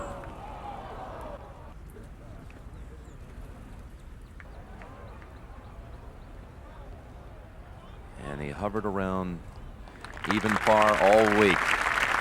Never saw the 60s. His Sunday 70, the low round of the week.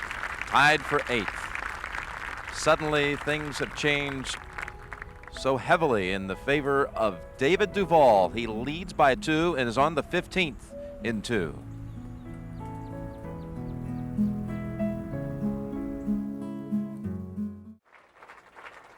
Jack Nicklaus, a slightly different pin placement for this year's final round, but in 1986 it was a left to right slippery putt that Jack holed on his way to victory. We thought perhaps there was going to be another miracle, but things have slowed up on the back 9. We go to the 14th. Mark O'Meara.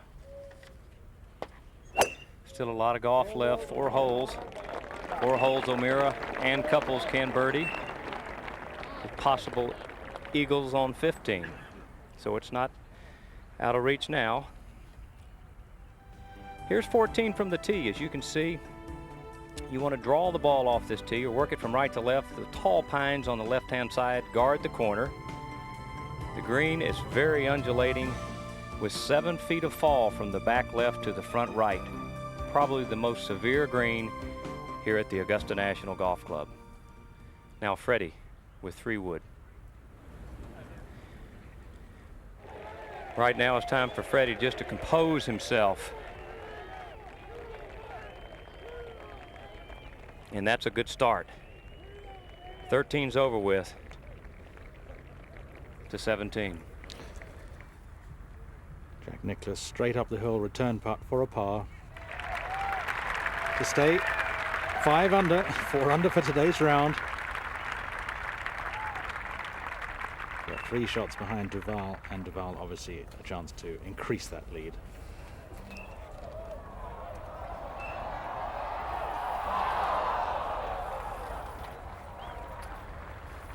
And as Furyk surveys his shot, here's what the leaderboard looks like. Duval by 2.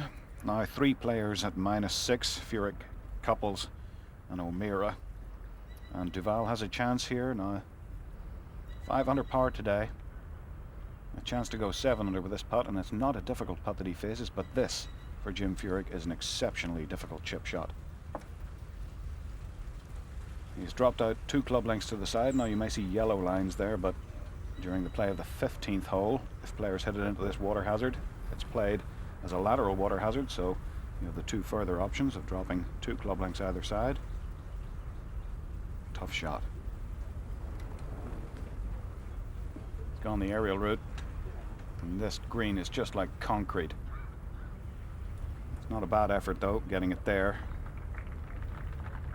But he's there in 4, and he'll have that one to remain -6, and we'll go to 14.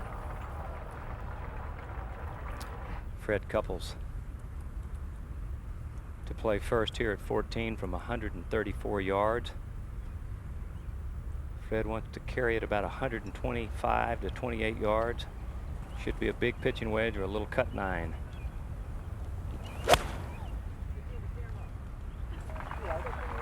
The ball appears to be all over it. And a beautiful shot for Fred Couples. One of the best shots we've seen here today. Just 2 shots behind Duval. And that's what makes a great champion. After a devastating double bogey, Freddie comes back and throws it right in there. Now O'Meara, 133 yards.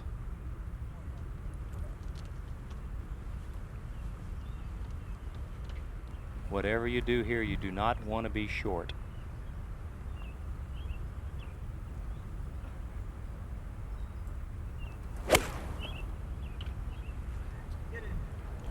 Oh, this one's all over it. It needs to get up.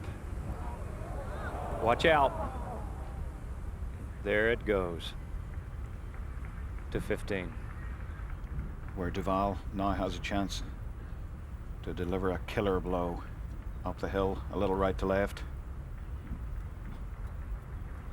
Got it. Oh! Kisses the right edge and just stays out. Magnificent effort, and that's a great 4. So he's put a little space between himself and his challengers.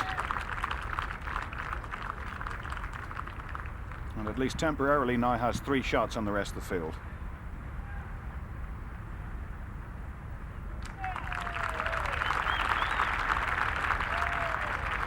And the 3 most important holes of his life will follow.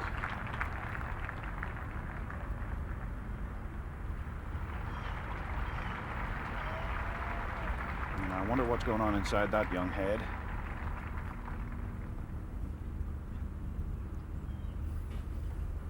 And this really was a magnificent effort. Just a ½ an ounce less, this would have caught the right edge and just toppled in. Beautiful putt.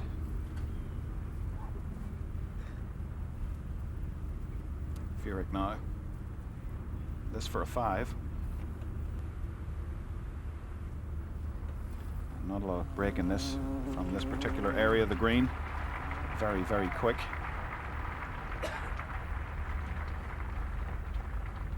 Furyk's had 3 double bogeys this week.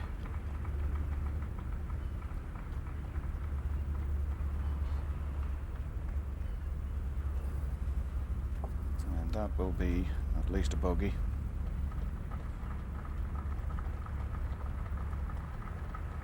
And he will move into a 4-way tie for 4th place, along with Azinger, Toms, and Nicklaus for the moment, if should he hold this.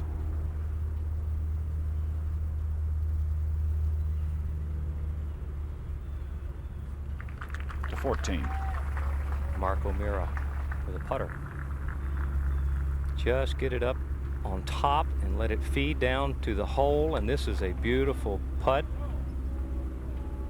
Perfect speed for Mark O'Meara, and what a great touch. 218. And at the last hole, Jack Nicklaus and Ernie Els. Jack with only 3 players in front of him: Duval, Couples, O'Meara.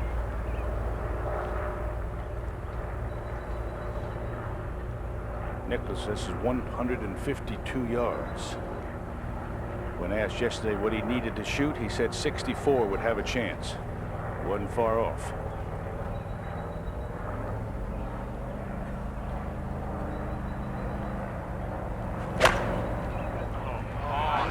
Really caught that clean. Boy, he didn't even touch the sand. See if it comes back, Kenny. Come back a little bit, but not that much. It'd be more, it's going more to the side. Here it goes. Now it's picking up speed. Oh, yeah. Look at this.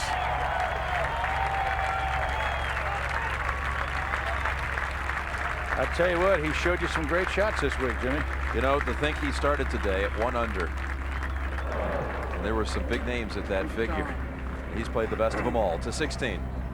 And David Duval backed away from his tee shot, now 9 under. Duval began the day with a bogey at the first. An ominous start, but he has not had a bogey since. 7 birdies, starting with the 4 he made at 2. Good. Just wants to take this to the center of the green, the right of the green, and use the slope to take it down.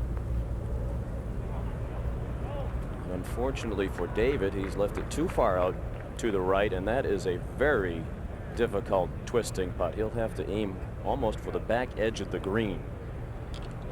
Putt will take the path of a horseshoe as it goes down to the hole to 14. This a must birdie for Fred Couples here at 14. Did he hit it? Oh, Freddie, don't leave it short when you have to make it.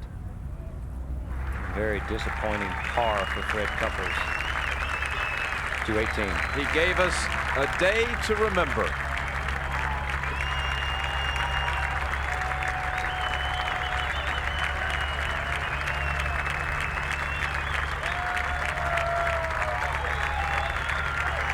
It was like going back in time, Jimmy.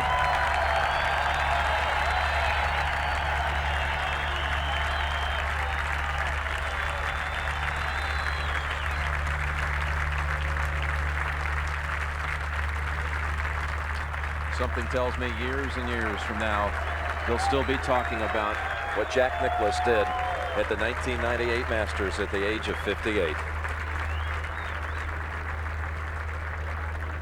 Like they do about Hogan here in 67 when he shot 66 in the 3rd round.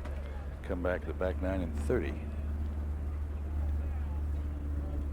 Jack was saying when he was asked, what do you think you have to shoot today to have a chance? And he said, I said 64, he said. To 14. O'Meara for par.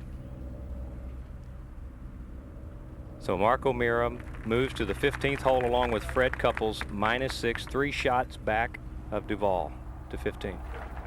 Azinger, enormous tee shot. Only 190 yards left. That one's drifting a little right. Oh, and just hangs on, and that's not in bad shape. Back at the tee, O'Meara.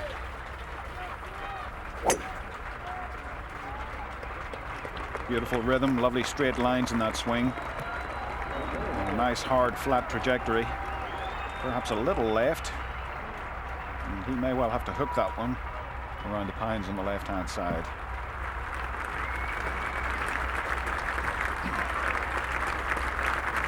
And the patrons here at 16 on their feet, saluting David Duval, the leader by 3 at the moment. Many of these fans sit by this pond year after year for the final round. I talked to some of the patrons this morning.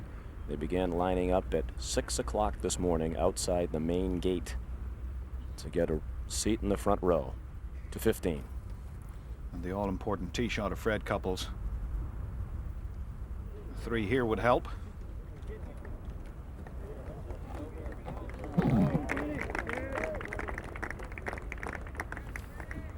And that's a big one down the right-hand side.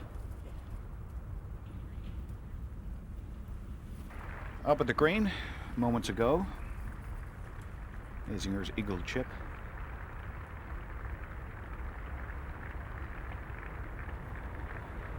Nicely played.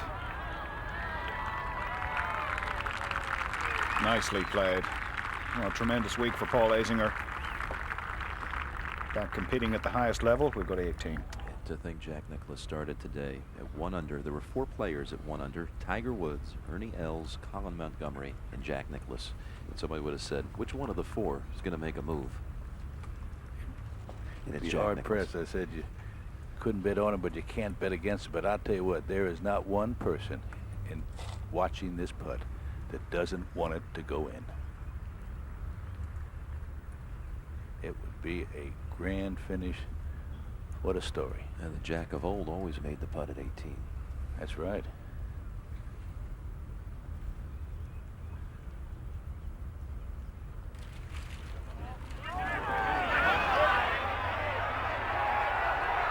Oh, can it? Oh, That's just. oh, that isn't was fair. right in the heart. Look at that. 32 going out. He was even on the back today. And as a courtesy to Ernie Els, he's going to mark.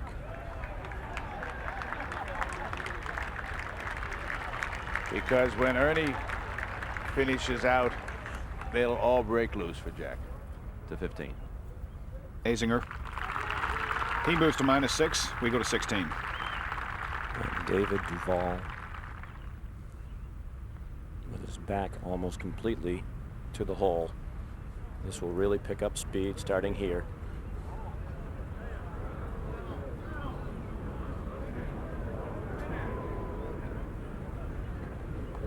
And that's where most putts from that spot have stopped rolling today.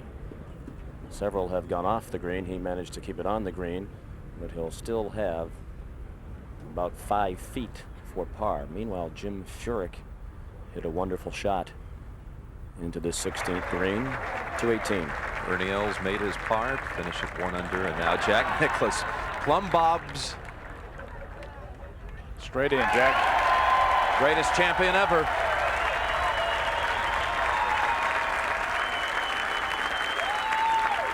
Yet another Augusta record headed his way, it appears. The oldest player to ever finish in the top 5, breaking Jimmy DeMerit's mark of 51 years, which he set back in '62. Arm in arm with son Stephen. His son Jackie had caddied for him 12 years ago. It's 12 years ago tomorrow, in fact, when he last won a non-senior event.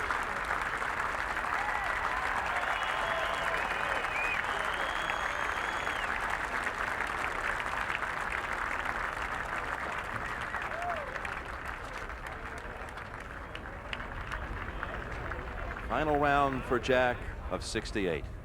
What a magnificent sight. To 16. As is this sight, the sun setting. David Duval has taken a look at this putt from just about every conceivable angle. He actually walked down the bank beyond the bunker for par.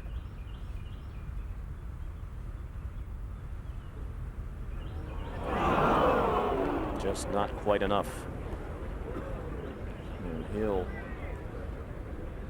lose a stroke at a hole that has not been particularly difficult today. 9 birdies made here today. And Azinger is standing on the tee. He knows what has just happened ahead of him. And back at the green, Jim Furyk has a chance to capitalize, but first we go to 15.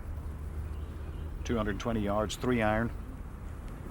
201 yards to the front edge. That's right where he wants to land it. Pulled it. Go! But a good effort, and that'll be up the hill from some 45 feet. And with the door slightly more open now. Back to 16. And Jim Furyk trying to bounce back from that bogey. That's a birdie 2 for Furyk. Back to 6 under he goes. Now part of a 4-way tie for second, 2 shots behind the leader, David Duval. Back to 15. And a vital shot for Fred Couples. He's got a bad angle. 185 yards. That one drifting just a little to the right. Just a very little to the right. Magnificent shot from Couples. 4 feet short of the hole here at 15. He'll have that to tie David Duval.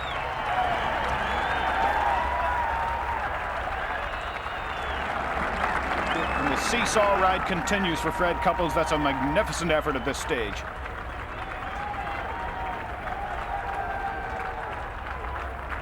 A superb shot at 13 yesterday, and equally as brilliant right here. It's a 6 iron.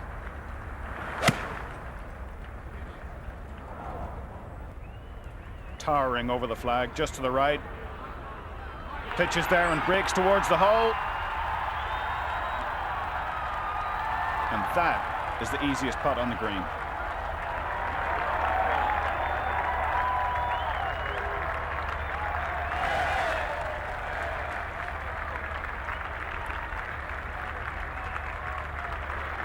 To 16. And Paul Azinger heard the deafening roar from 15 as Couples' ball rolled in close. He's trying to get that one to bend left. Will it come off the slope? It's trickling, but as it does, it moves a greater distance from the hole. Still about 18 feet uphill for birdie for Azinger at 17. Ripping into his drive, up the hill, and into the mounds between the 17th fairway and the 15th. Not the best place to attack today's pin placement. He may not have a good view of the pin. And there's a nasty little ramp just in front of the right-hand pin placement, which won't help Duval. Furyk, what a determined competitor this chap is. Saw him play poorly on the front nine at Royal Troon, the easy front nine last year. Royal Troon, the Open Championship, made himself play a fine back nine and a great Ryder Cup for him also. Back to the 15th. And Mark O'Meara, from 45 feet up the green, a little right to left. He also with a chance to tie.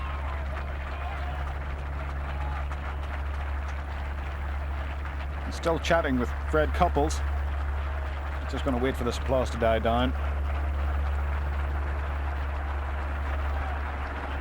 Maybe just keeping loose.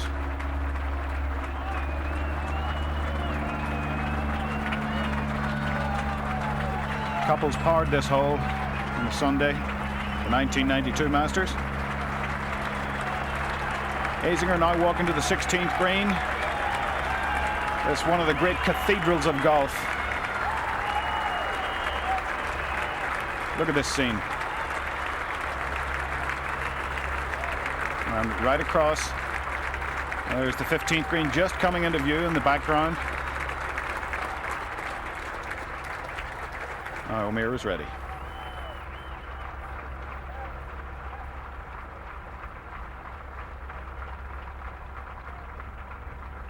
To tie for the lead.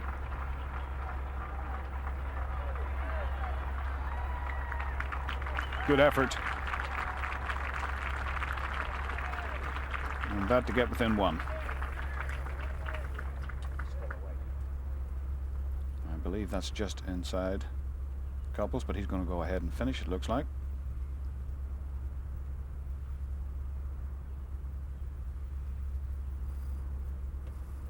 And the view from across the pond.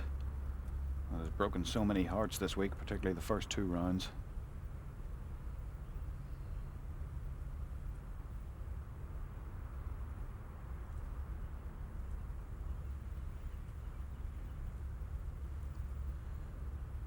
Attempting to win his first major.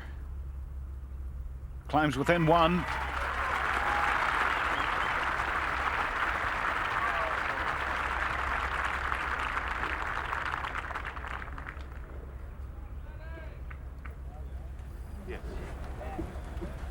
And Duval knows what's going on down here. He knows great shots have been hit. He will suspect who has hit them.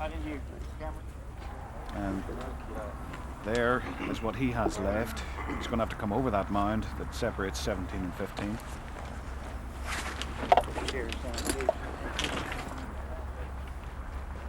Anxious times. Couples is ready. Yes! Back in a tie. Couples once again in front on this Easter Sunday at the Masters. What a day this has been. Duval heard it. He knows something's up. He doesn't quite know what it is yet, but it won't take him long to find out. Azinger hurt it too. To 16. And David, even though most of the patrons here at 16 can't see the 15th green directly, they can tell by the reaction of the patrons in the bleachers there what has happened. So immediately the murmuring continues around the pond at 16. Azinger fully aware of the situation. Needs this 18-footer uphill to get within 1. This will bend sharply to his left. Most players from this spot today have lifted short.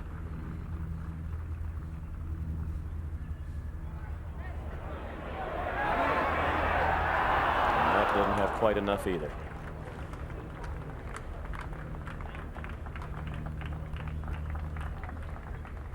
With just 1 foot for par.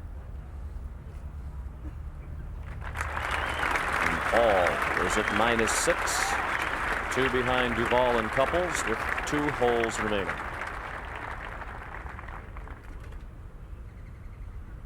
So many likable men at the top of this leaderboard. It's tough for the patrons to decide who they should be pulling for. Let's go to 17.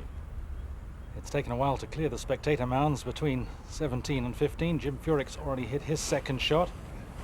Got an idea of the view for David Duval. Front right corner of the green obscured. If he comes up short of the pin on this line, more than 10 or 12 feet, the ball will roll back towards him. Safe play, just a little left of the pin. That's a superb shot.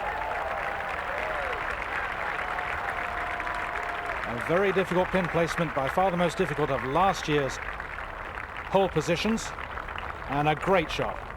Good reaction to the bogey on 16. And Furyk is just a couple of yards further away than Duval. This was prior to Duval's second. An excellent shot. Very slippery putt from there. Slightly right to left, back to the 16th. Absolutely no breeze. This has been a birdie hole today. 11 birdies made here today, including one by Phil Mickelson in the group just ahead of Couples and O'Meara.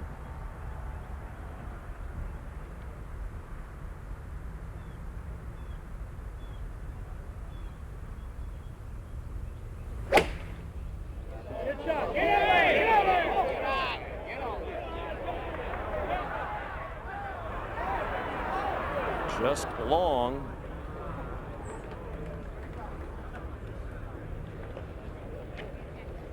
He was flying right at the flagstick and went over top of it. This has been such a pivotal hole in Masters history. We mentioned Nicklaus birdied this hole 3 times in the final round during 3 of his 6 Masters titles. Sandy Lyle birdied it in '88, then birdied 18 to win. Nick Faldo birdied this hole in '89 and '90 in the final round, 1 each year. Ben Crenshaw birdied to take the lead in '95.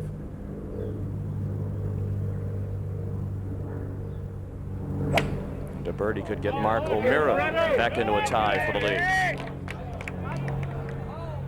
That looks good. It should come down the hill now. And he has a very makeable uphill putt. Perhaps 12 feet for O'Meara to 17. Furyk took a lot of time deciding what the line was almost ready to go. Just a double check, convince himself just how slippery the putt will be.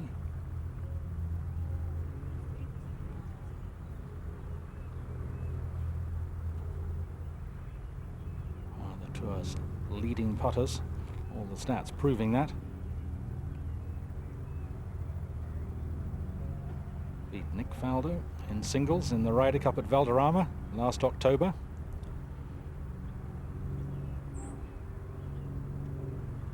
And a very good finish at Troon in the Open Championship.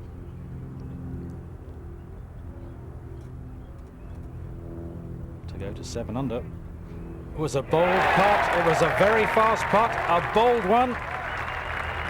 Furyk moves to 7 under. is a tremendous competitor. Forced himself to hit that putt firmly enough to hold the line. Now David Duval. His bogey at 16, his first bogey since the first hole. He'd had 7 birdies in between. And we have Freddie taking his time, strolling up at number 16. And the roars around the back nine are just part of the pressure cooker of the last 9 holes of the Masters. Every year, the roars add something. It's not just the difficulty of the pin placements and the pressure of a major championship.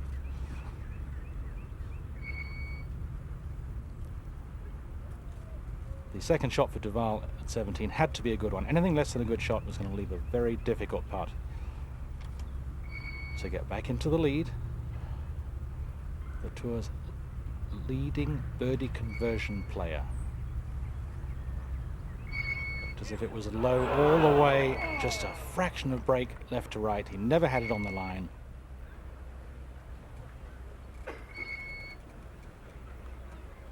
Earlier this year, 7th tournament on the West Coast swing, he had a huge lead in Tucson, 5-shot lead with 6 holes to play. He lost all of that lead to Justin Leonard in 2 holes, and we wondered how he would react to that.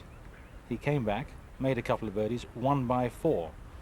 So we knew that his victories at the end of 1997 really had given him the confidence in the winning situation. He'd thrown away a lead, driving out of bounds, made a triple bogey. Justin made a birdie. Now the pressure to stay at 8 under.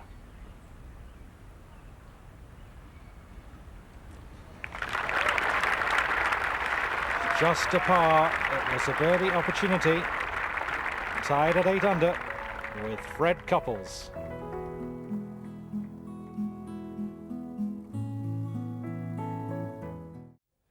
David Duval and Fred Couples, both at -8 and then 3 shots back after a round of 68. Jack Nicklaus, who joins us now in the Butler cabin. And Jack, our congratulations. Outstanding day. What did it feel like to you out there as you started, I guess, with the very, very close eagle putt at number 2? Well, Bill, I didn't feel like I had much to lose. I felt like, if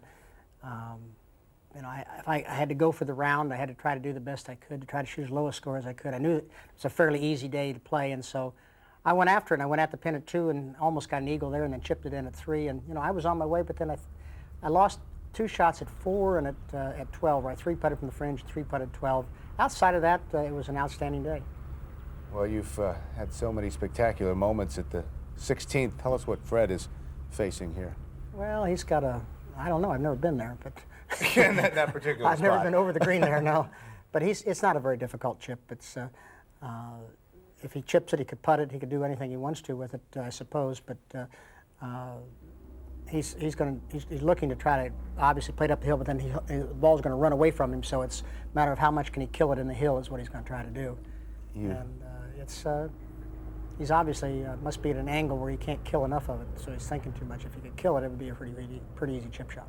You've given us an awful lot of great moments over the years, and you gave us some great ones today, and we thank you for that. Well, Billy, thank you. I appreciate it. I had a chance at the last 3 holes to make birdies and missed all 3 of them. And had I got those, I might have been in the hunt. At least a couple of them. He's putting the ball now. Currently tied for 6th. Jack, thank you very much. Let's go to Sean McDonough at the 16th.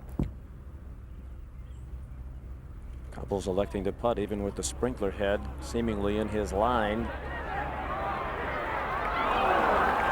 And that's a wonderful effort by Fred Couples. He had summoned the rules official Ken Lindsay to inquire about moving the ball away from the sprinkler heads. He did not. And putted, it seemed, right across the surface.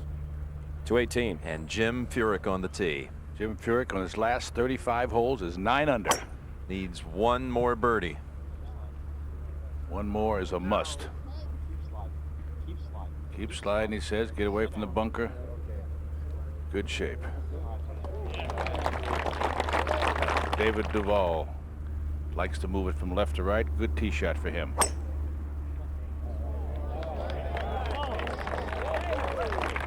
He's not wasting any time to pick up the tee, and I can see why, Jimmy. Nope, didn't even wait to watch it land.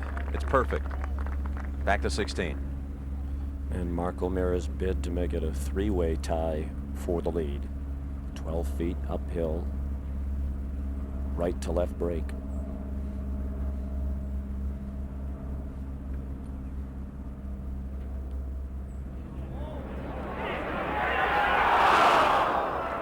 It's been the story all day with putts from below the hole, bending just short of the front lip. Wonderful to watch this pairing all day, congratulating each other after fine shots. We saw that as they walked off the 15th green. We saw it back on the 6th hole, patting each other on the back as they each saved par. Both have played and conducted themselves like champions, befitting the Masters. And O'Meara is still one back of Duval and Couples. And Couples has just a little bit more than a foot, but he had a couple of anxious moments and misses with putts of this distance yesterday on the second nine.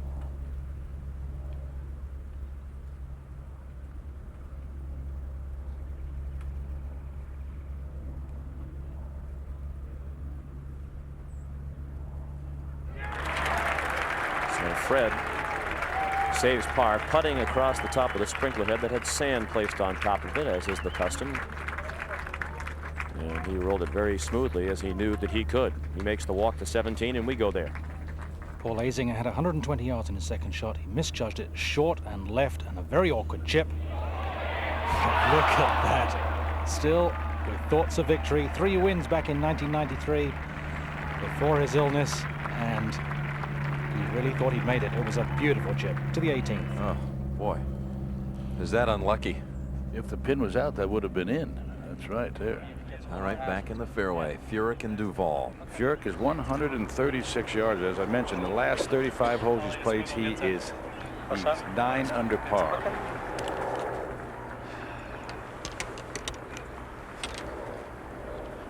Ideal shot coming in here where this hole is cut today is the don't fool at the front, get it past, put a little spin on it, bring it back down the hill. From this yardage, 136, you can put some spin on it.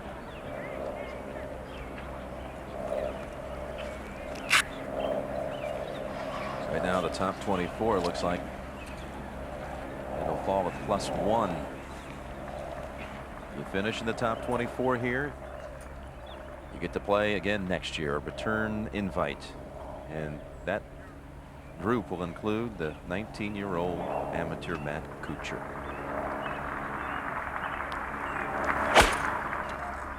Trying to put some heavy spin on this with the way he took that swing there.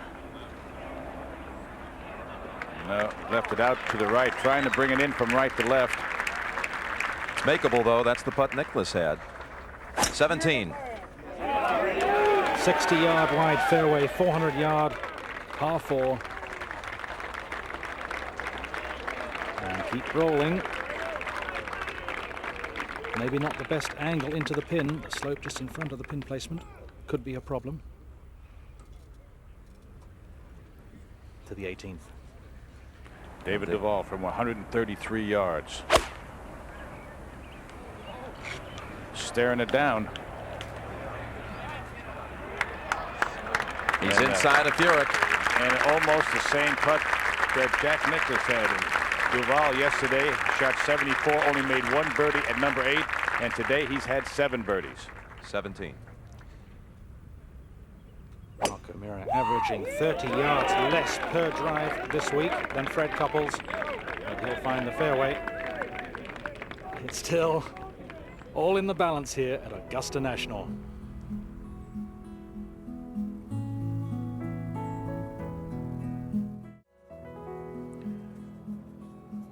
Coming to the close of a very special Masters, myriad possibilities still surrounding this finish, with Duval facing a birdie putt at the last, Couples playing the 17th, Furyk at 18 for birdie, O'Meara.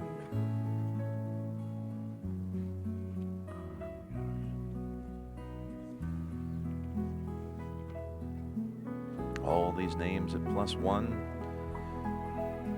have have earned a return trip.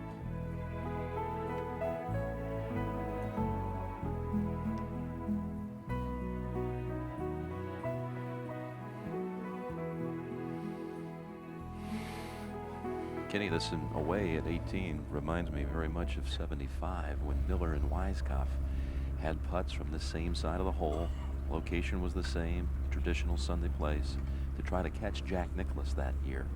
Both of their putts, Weiskopf and Miller, to get in the playoffs slipped by. Furyk now with a chance. He'll be first to try to join Duval and Couples at 8 under.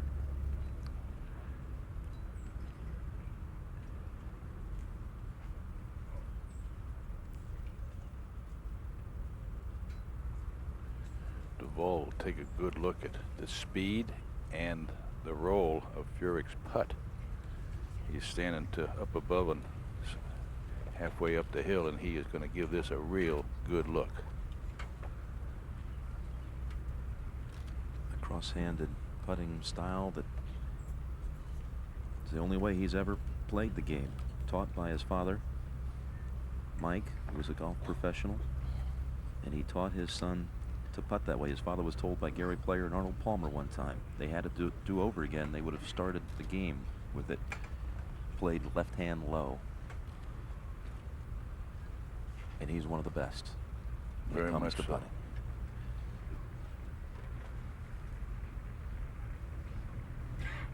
Kind of fidgeting a little bit more than normal, but he's on go right now. He's gotten better every year. And now one putt to tie the lead in the Masters. Oh.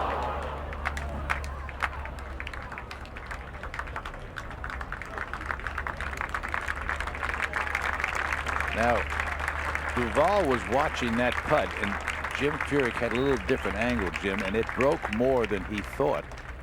If that influences David, he'll miss it on the high side. 17. Mark O'Meara, 133 yards. Probably a crisp 9-iron. What a superb shot. With the sun behind the players here, they have a great view. Really clear view of the pin placement back to the 18th. And Duval with a putt for the lead outright. Right now, Jimmy, if I was there, and what he's thinking, he is right in his mind. He's thinking to himself, I make this, I win.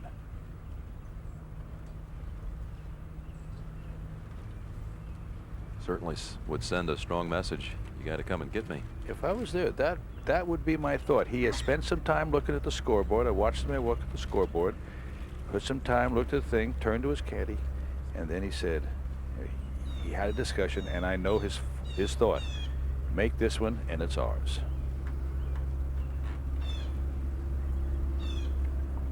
This for birdie, and the lead alone.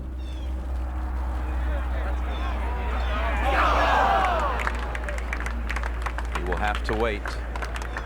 He had a 3-shot lead standing on the 16th tee. Made bogey there. Couples caught him with the eagle at 15.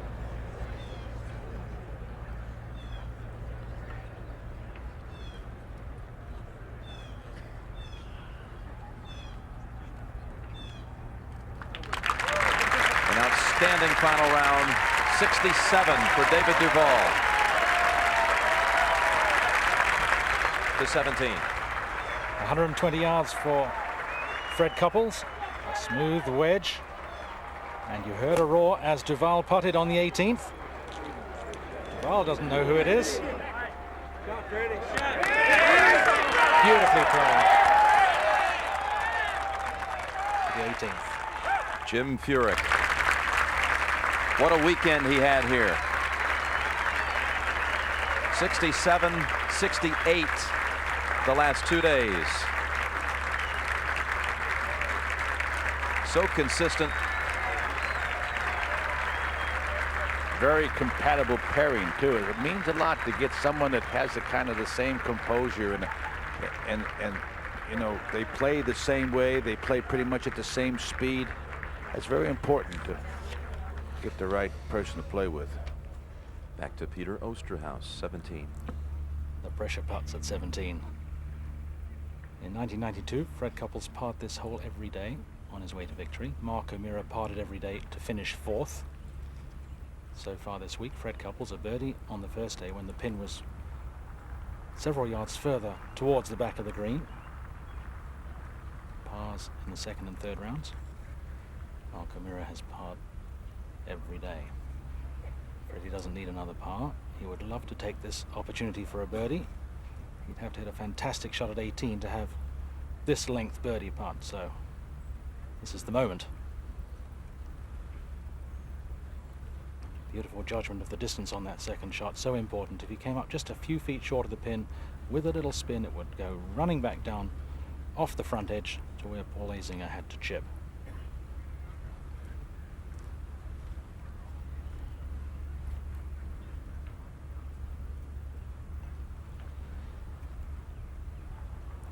Yesterday, that fantastic eagle at 13 seemed to be almost a shock to Freddy Couples. 3-putted the next hole and made a bogey at 18. Today, trouble at the 13 forced him to settle down, and then his talent came through at 15 with that eagle.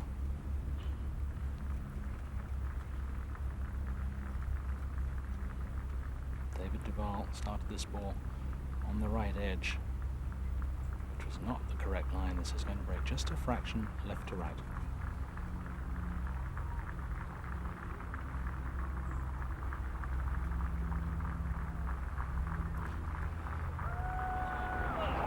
You saw he was up very quickly, indicating quite clearly that he knew it wasn't going to go in.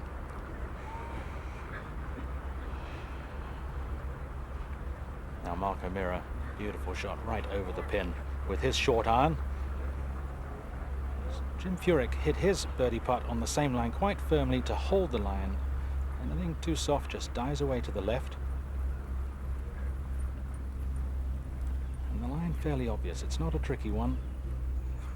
It may just break a fraction more right to left than the player expects.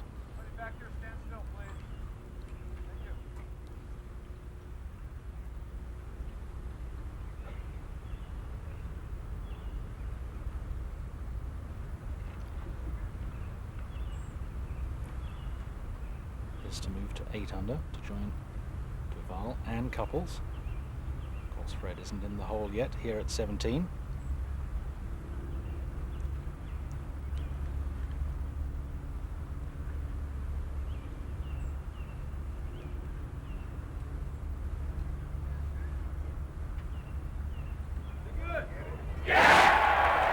Wonderful putt.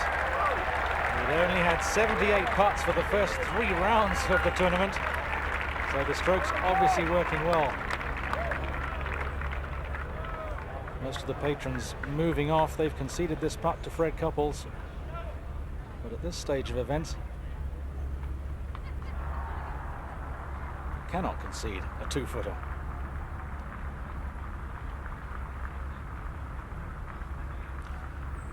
Certainly not a gimme under these circumstances, but good firm stroke from Fred. And the 18th hole was set up perfectly for his power fade. 3-way tie. Great effort from Jim Furyk. There's one behind. What a tournament. To the 18th. Here's what they'll face at 18. 18th hole coming up, 2 bunkers guarded on the left-hand side to take it off the edge of the bunker and go from left to right. There's a bunker that guards the front of the green, especially where the hole is cut today. The bunker on the right today does not come into play. And now live Paul Azinger for birdie. No good. It doesn't go that way. What a tournament, though, for Paul Azinger. Wonderful to see him back in contention again. Got to be proud of that weekend. 139, 5 under over the weekend. Imagine had that chip dropped at 17. Phil Mickelson doubled 17, birdied here, but big disappointment for young Phil. He was 4 under at the end of 11, and then it went downhill when he knocked it in the water at 12. But on the tee, Mark O'Meara.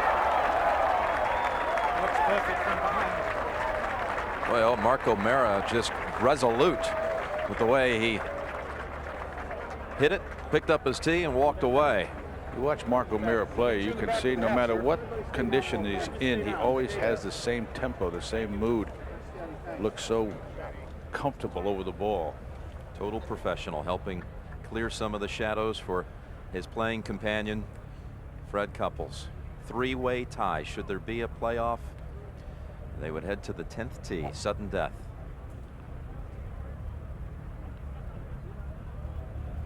He hit it to the right yesterday in the trees, didn't have much of a shot.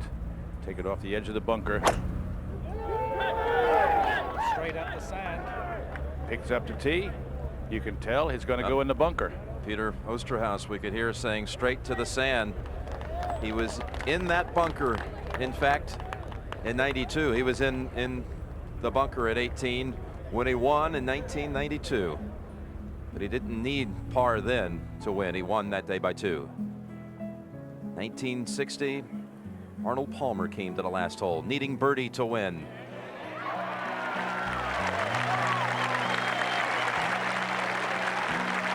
Beat Ken Venturi with that putt at the last.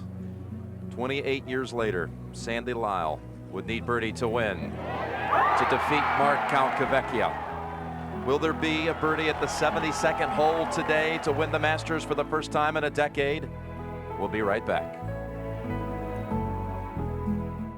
What a Sunday it's been, an Easter Sunday, and we extend our Easter wishes and thoughts to everyone out there. What a day again. It was injected at the start by a heavy dose of nostalgia as Jack Nicklaus stormed out of the start.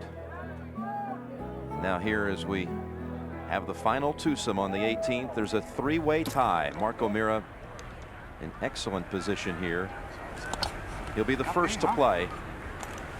He's 147 yards. And setting up Freddy Couples, you saw how Sandy Lyle won the Masters. He was in the same bunker, in the same place as Freddy Couples. The hole is cut in the same place when Sandy made the birdie, and it could be a duplicate shot.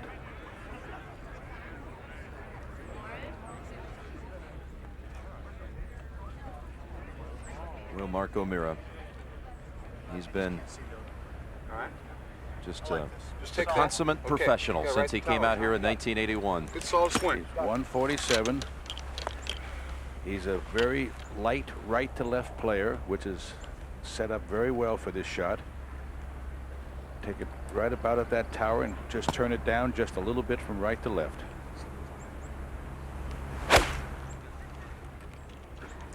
Just be right. Gave himself a chance. Well, that's a smart play, Jim, because anything to the left of the green, you go way down by the gallery, and it's next to impossible to get it up and down in two. You'd have to take your practice bag to get up and down in two with one ball. Now Fred Couples, so many memories of 92. This is the anniversary date of his green jacket win. He opened with 69 here, as he did in 92. He hit the ball on the banks of Rays Creek as he did back then. He was in this bunker that year he won the green jacket in 92. Freddie is a good high ball hitter. He makes a good turn, can get the ball up. I don't see the lip being a problem. His right now is choosing the right distance.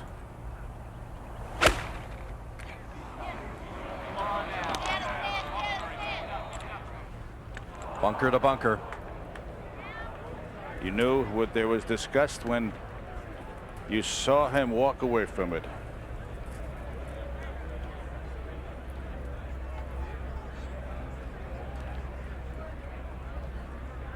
Did it hit the lip here, Kenny? I think it did, Jim. I really do. He just got a good full turn.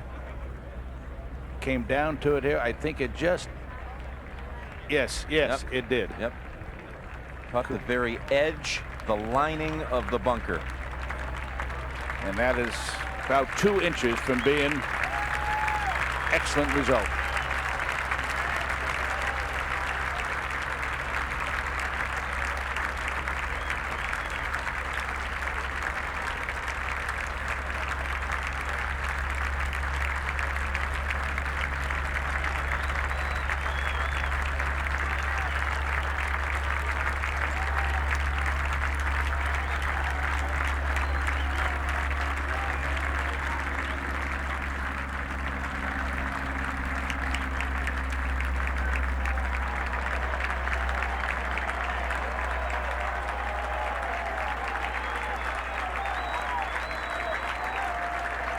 Great significance to this Easter day for Fred.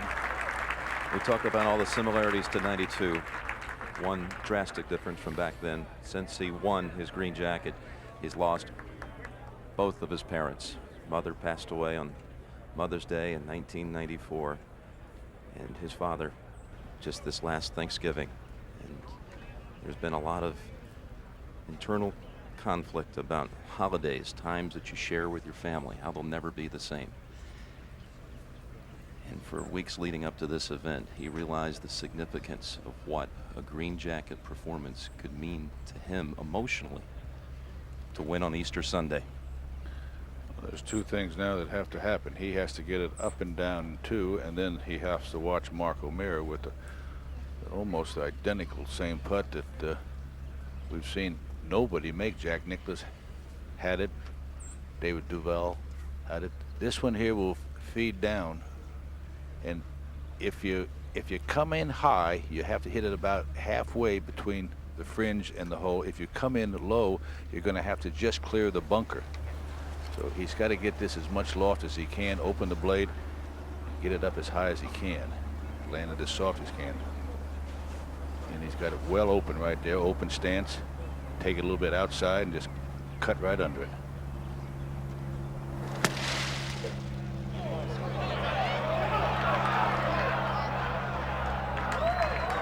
Excellent shot.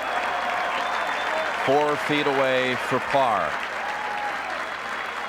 Will it be a putt to join a playoff, or will Mark O'Meara close it out before he makes that attempt?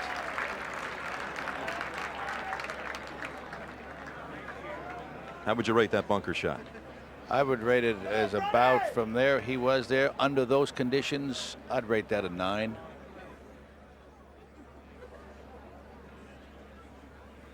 You know, bunker shots is bunker shots, but when you're in the final hole of the Masters, they become a little different. You remember what happened out of that same bunker in 1961? Yes. Palmer was in there and Player was in the clubhouse, and Palmer put it over the green and finished with 6 to let Player win by a shot. He had a buried lie then, unlike what Fred faced today. But Mark O'Meara now, I mentioned it before, he's been a pro and a highly successful one since 1981. But he's never faced a more important and vital moment than this. It wouldn't surprise me to see him make it.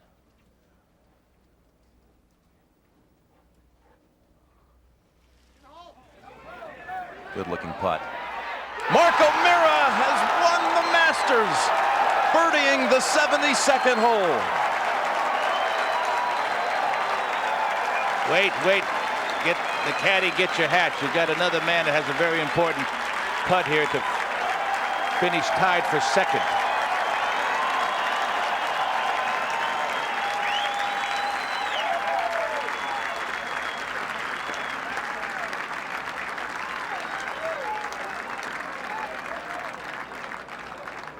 Now here is where a putt gets difficult, Jim.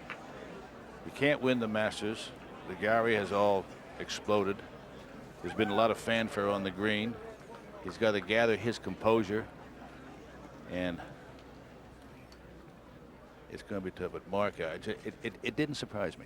He's going to have the green jacket presented to him shortly by one of his neighbors, Tiger Woods. Jerry Higginbotham, his caddy.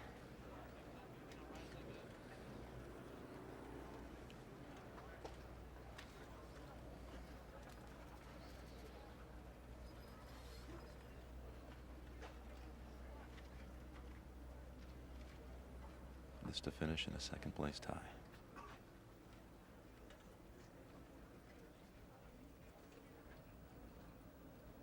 He was under par every day this week. The only player in the field to achieve that.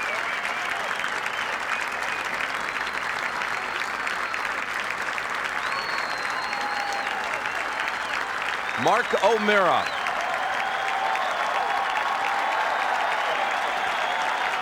And Freddy Couples, what a gracious defeat. He just is a gentleman and just absolutely represents the class of this game.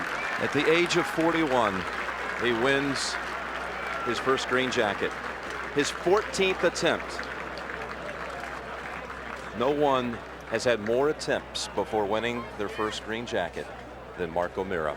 He sets the record today. And you know what? Before today, the highest finish he had ever had in a major, he had played the final round with Fred Couples.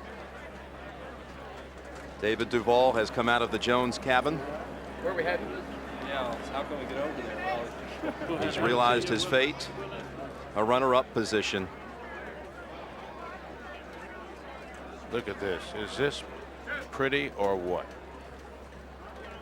Mark O'Meara with a final round 67. And here it is at regular speed. Watch this. His eyes. Watch him freeze right on it. You know, Jimmy, with all the great wins that he's had, you need a major to cap that off. He'd won an amateur, but never a professional major. And that's right, Mark. You did it today. He birdied around 17 and 18. Yep, a round that included 6 birdies, a lone bogey at the 10th. And Kenny, you said it. He birdied not just the last 2 holes to win the green jacket. I just had a gut feeling he was going to make it. I don't know. I just felt it. I just felt it. The green jacket presentation is coming up next. But what a week it's been at Augusta again.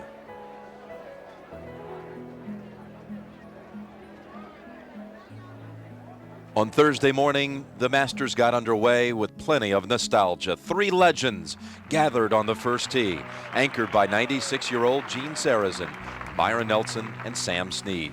The fierce winds were a symbolic reminder that a new era has swept through this sport, led by defending champion Tiger Woods.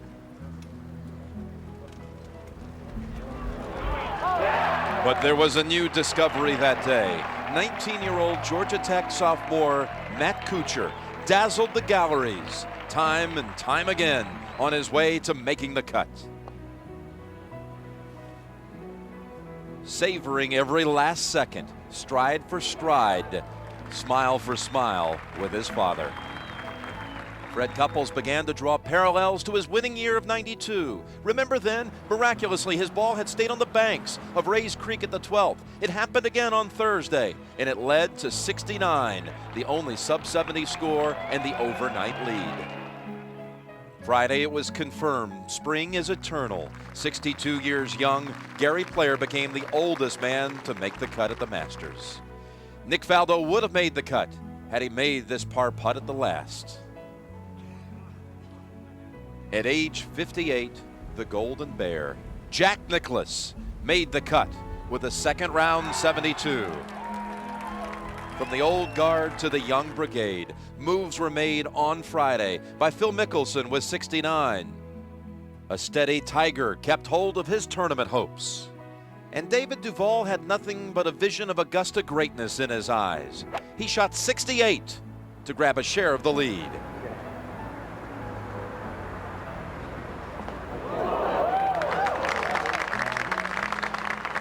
Sharing that lead with Fred Couples, who never let go of his focus or his target, a second green jacket. The winds had settled by Saturday morning, and Matt Kuchar had the full support of his family. He shot 68 to move into contention for the tournament, much less low amateur. Mark O'Meara took aim at a first professional major. He shared second by day's end with Paul Azinger, who touched the soul with his comeback from cancer and his play here at Augusta. Phil Mickelson joined them as well with his precision iron play.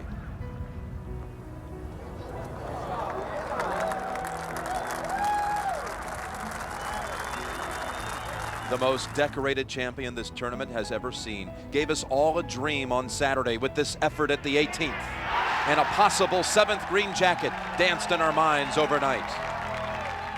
As did the memory of this perfectly executed shot by a renewed Fred Couples.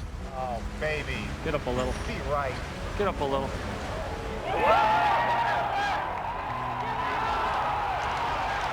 It led to an eagle and a two-shot lead entering the final day. Today, on this glorious Easter Sunday, at this national treasure, a day we'll all treasure. Jack Nicklaus at the third hole.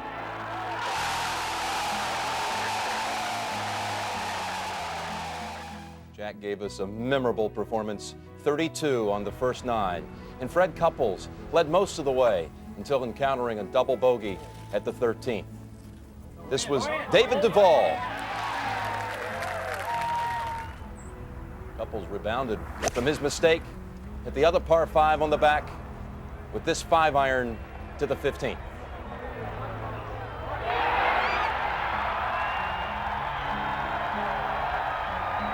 It led to an eagle to rejoin the ranks of the leaders. He was playing with Mark O'Meara, though. And at 17, he drilled the birdie putt to force a 3-way tie.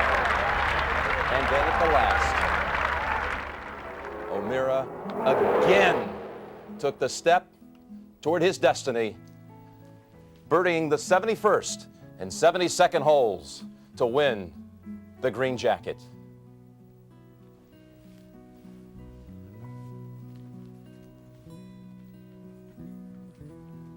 Mark O'Meara, he had won 14 times in his career, but never a professional major until today.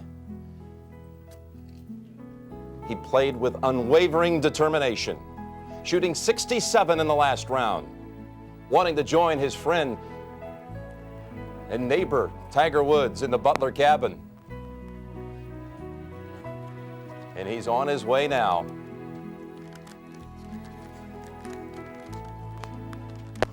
Mark O'Meara has just arrived. So a hug and greetings by Tiger Woods. The finishing scores, Paul Azinger. What a solid week. What an uplifting performance by Paul. Mark Calcavecchia had it 5 over at one time in the first round. Got it back to red figures. All of those at +1 or better finish in the top 24 and will be coming back to Augusta next year. Darren Clarke, a Masters rookie from Northern Ireland. Top 8, in fact, at -3. Fred Couples under par every round. John Daly today suffered a 9 at the 13th. And David Duval with a great final round and run at the green jacket. Steve Elkington shot 32 coming home today. Faxon and Frost finishing at +2. And Jim Furyk, oh so close at the 18th. Could have made it a 4-way tie for a moment. And Jay Haas had the lead at one time yesterday. Scott Hoke at -1. Per Ulrich Johansson from Sweden finished in his top 24 as desired. Joel Kreibel, Matt Kuchar, the 2 amateurs, made the cut here. We'll be visiting with Matt Kuchar shortly as the low amateur. Justin Leonard, another top showing by Justin at 3 under. Davis Love with a disappointing day. He shot 78.